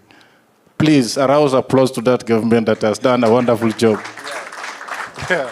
So I have an office in Lodwa, and you know me, I have passion for documenting, inspiring. Yeah, even Balozi went to Malaysia, anatoka Lokichar. Ekitela, Ambassador Ekitela, I know all of them. Hata mimi nitakuwa balozi siku moja. Yes, I know all of them. Ekitela, I met him in Washington, D.C. for the first time. I normally tell feel-good stories that take you to bed happy. Because I've been there, I know the negativity there, whatever. So I would be depressed because of, fulani amesema, unaonaje amekutukana sana, unaonaje?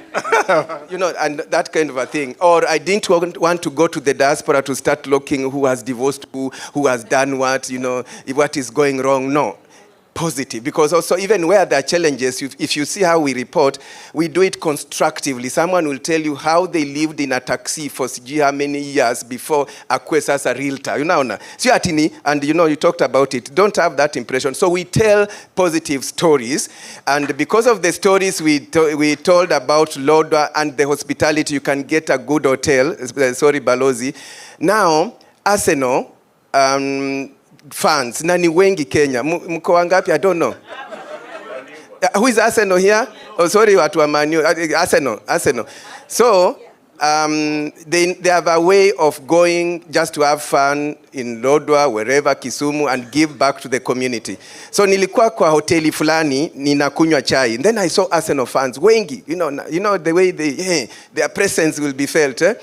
So mimi nakunywa chai na wako hapa, na wewe ulikuwa unakunywa bia, Dominic, si ndio? So nikasikia wanaongea wawili hapa. Ile documentary ya Chamwada ndio ilifanya tuka members wakakubali kuja Lodwar. Ile documentary ya Chamwada ndio ilifanya members wakakubali. Then I turned, they looked at me, they were shocked. He's here. So they went to Lodwar because of the documentary na kwamba waliona kwa Chams Media. So tumpigie Dominic makofi. Na Dominic that time was a teacher, so he dared to go into private teaching. I think you are with the TSC. Now, he taught in some private school. Now he's daring abroad in Dubai. Yeah, tumpigie Dominic makofi. Yes, asante sana. So, ladies and gentlemen, on that note, allow us to, I don't know, protocol-wise, Anastasia, Mr. Crispin, do I just call, we go for dinner, or nitakuwa nimevunja some protocol? And Balozi, join us, even if it's just the soup. So people want to see you, even if it's the soup. Balozi wanted to leave, but he found this interesting mpaka kakana sisi up to the last moment. Ladies and gentlemen, let us stand and have someone pray for dinner. Oh, okay. Balozi, wanataka maswali, 1 or 2. Ketini. Actually, that's what I was asking Crispin, if I had left out anything. So, Balozi amekubali, you have a question for Balozi? Yeah, I thought he would talk about it. I don't want to bring politics, but I wanted to ask on voting and voting registration and voting abroad. Where do we do this? Yeah, where do we do this? Good question. Voting abroad. We have done a write-up to the IEBC Nairobi. We are expecting a word from them anytime next week. We shall advertise that. We shall put it on our social media platforms. Once we get what we need to do and where, we shall get informed. Satisfied? Swali lingine, quickly. Most of our events normally tunafanya after the dinner, but Balozi will be leaving, so we have to do it now. Any more? So dinner is ready. So I'm told it's ready. But any more questions for Balozi? It seems you are very clear. Very clear. Ama ninja. Na msemi. Utaki kusema. Kuna swali IT. Okay, kuna swali pale. Okay. I love this. I love this forum. Wanted to ask on the visa restriction, the age restriction for Kenyans. What's the government doing about this? As of now, it is a bit very tricky for us, particularly those under 40 coming to Dubai. It's becoming a bit tricky because of our character. I hope nobody is non-Kenyan here who will take this word out. Kenyans, normally when they come to a foreign country, like Pesh was saying, they come well with good manners in the beginning, then they get tutored by particularly our brothers and sisters from West Africa, then they get into the soup. So it has become a bit difficult, but we're advising them, anybody who wishes to come to UAE can opt to pass through Sharjah. In fact, Sharjah have also borrowed the same from Dubai again. And the United Arab Emirates has 7 Emirates, and all of them are semi-autonomous.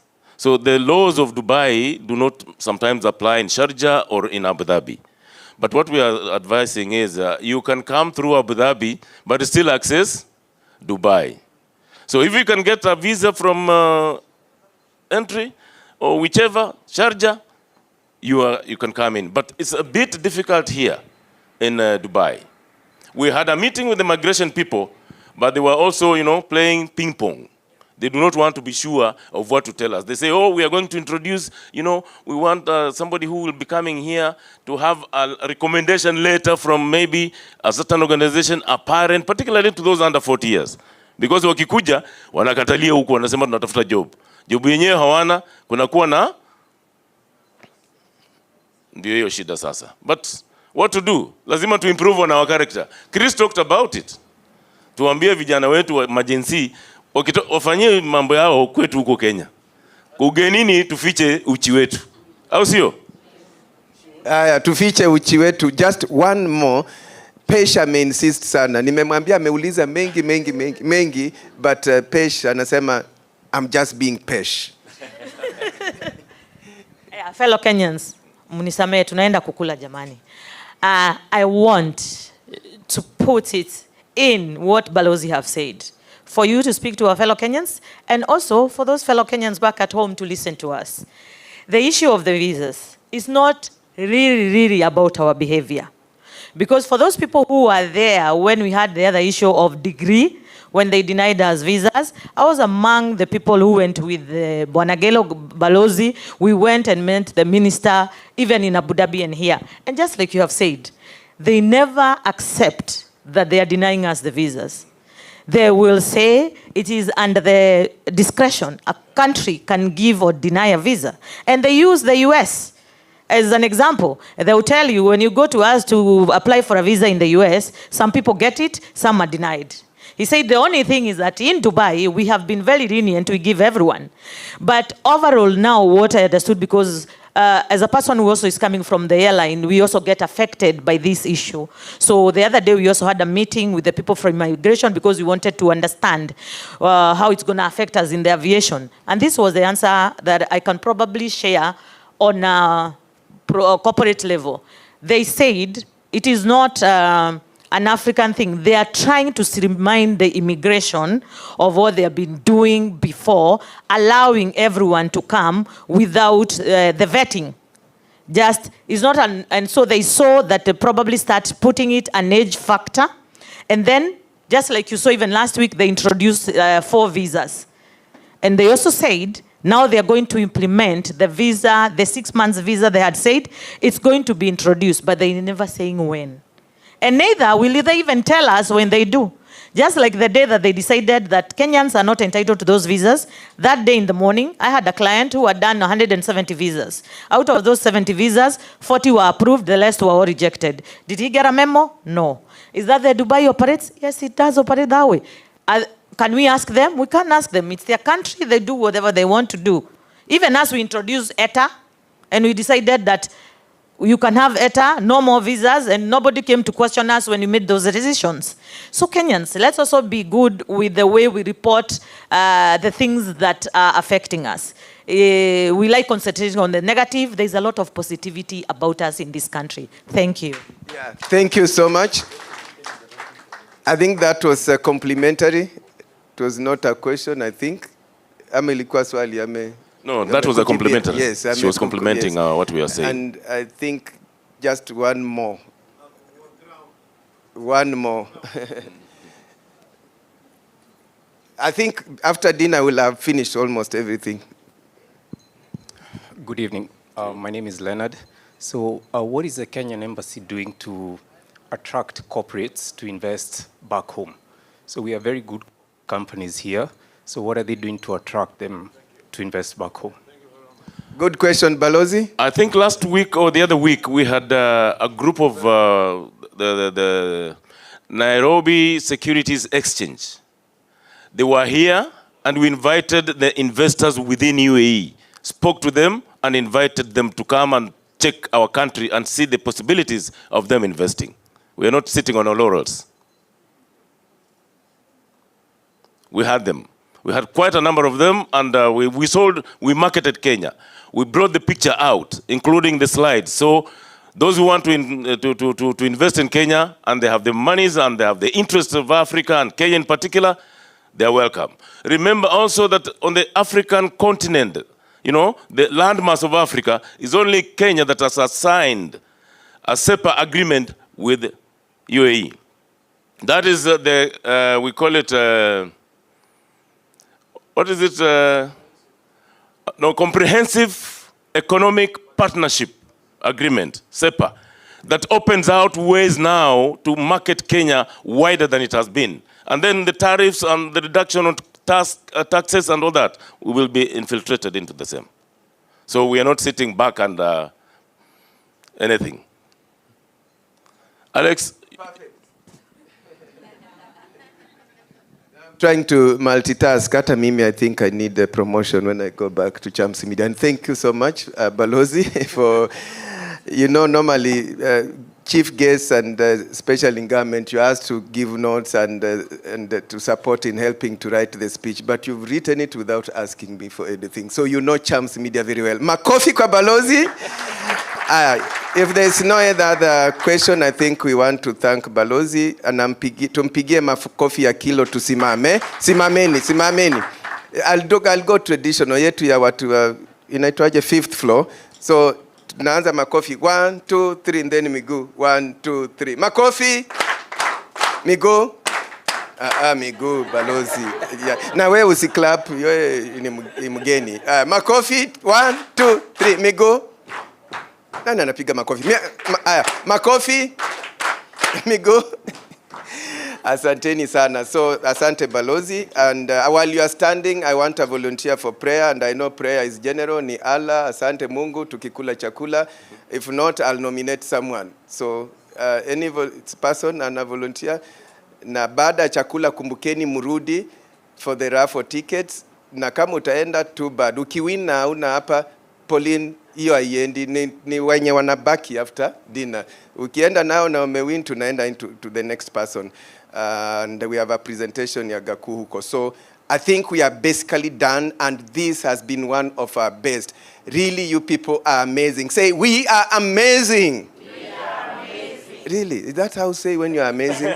We are amazing. Maombi, alafu chakula. Then after maombi, juu sitaongea tena, Balozi na the team from the embassy consulate wataenda kwanza, and Crispin, you will help me to guide them. You will be leading as they follow you, then the rest tutafata baadaye. Tumpatie Balozi heshima, na amekuwa mzuri sana kubaki nasi up to this end. Nani atatupatia maombi? I think nitapatia Pesh because anapenda kuongea sana. Pesh, maombi. I have the right person who is going to help us pray. It is not me. I'm going to give it to my friend, John. Take us in prayer. Okay, let us pray. Lord, we thank you this evening. You love us so much. You have made us see this day. Thank you for upholding us in your love. Tonight, we thank you for the meeting that we have just had. Thank you for the food that you have provided for us. We remember they that are lacking, that might have God you may provide it to them. As we take it, my God, we pray that it may edify us and it may give us strength to serve you. We thank you. For this we pray and give thanks in Jesus' name. You know, an amazing coincidence as we go to eat, Crispin and I estimated 70. Do you know we are 70 here? We are 70. I've counted. Imagine. So Crispin, you got it right. You are good contact person. So we are 70. So sitachajiwa extra. I'm safe. So tukule, but eat as much as you can. And then for those who are not probably paid, maybe you did know. So Pauline anasema unaweza pitia hapo. Maybe ulipitia huko nyuma. And then there are some wanted to do machine and so on. This is housekeeping. So hatujasikika hewani, tulikata. We are not live. Okay, thank you so much, ladies and gentlemen. Enjoy your dinner. Balozi, please take the lead. And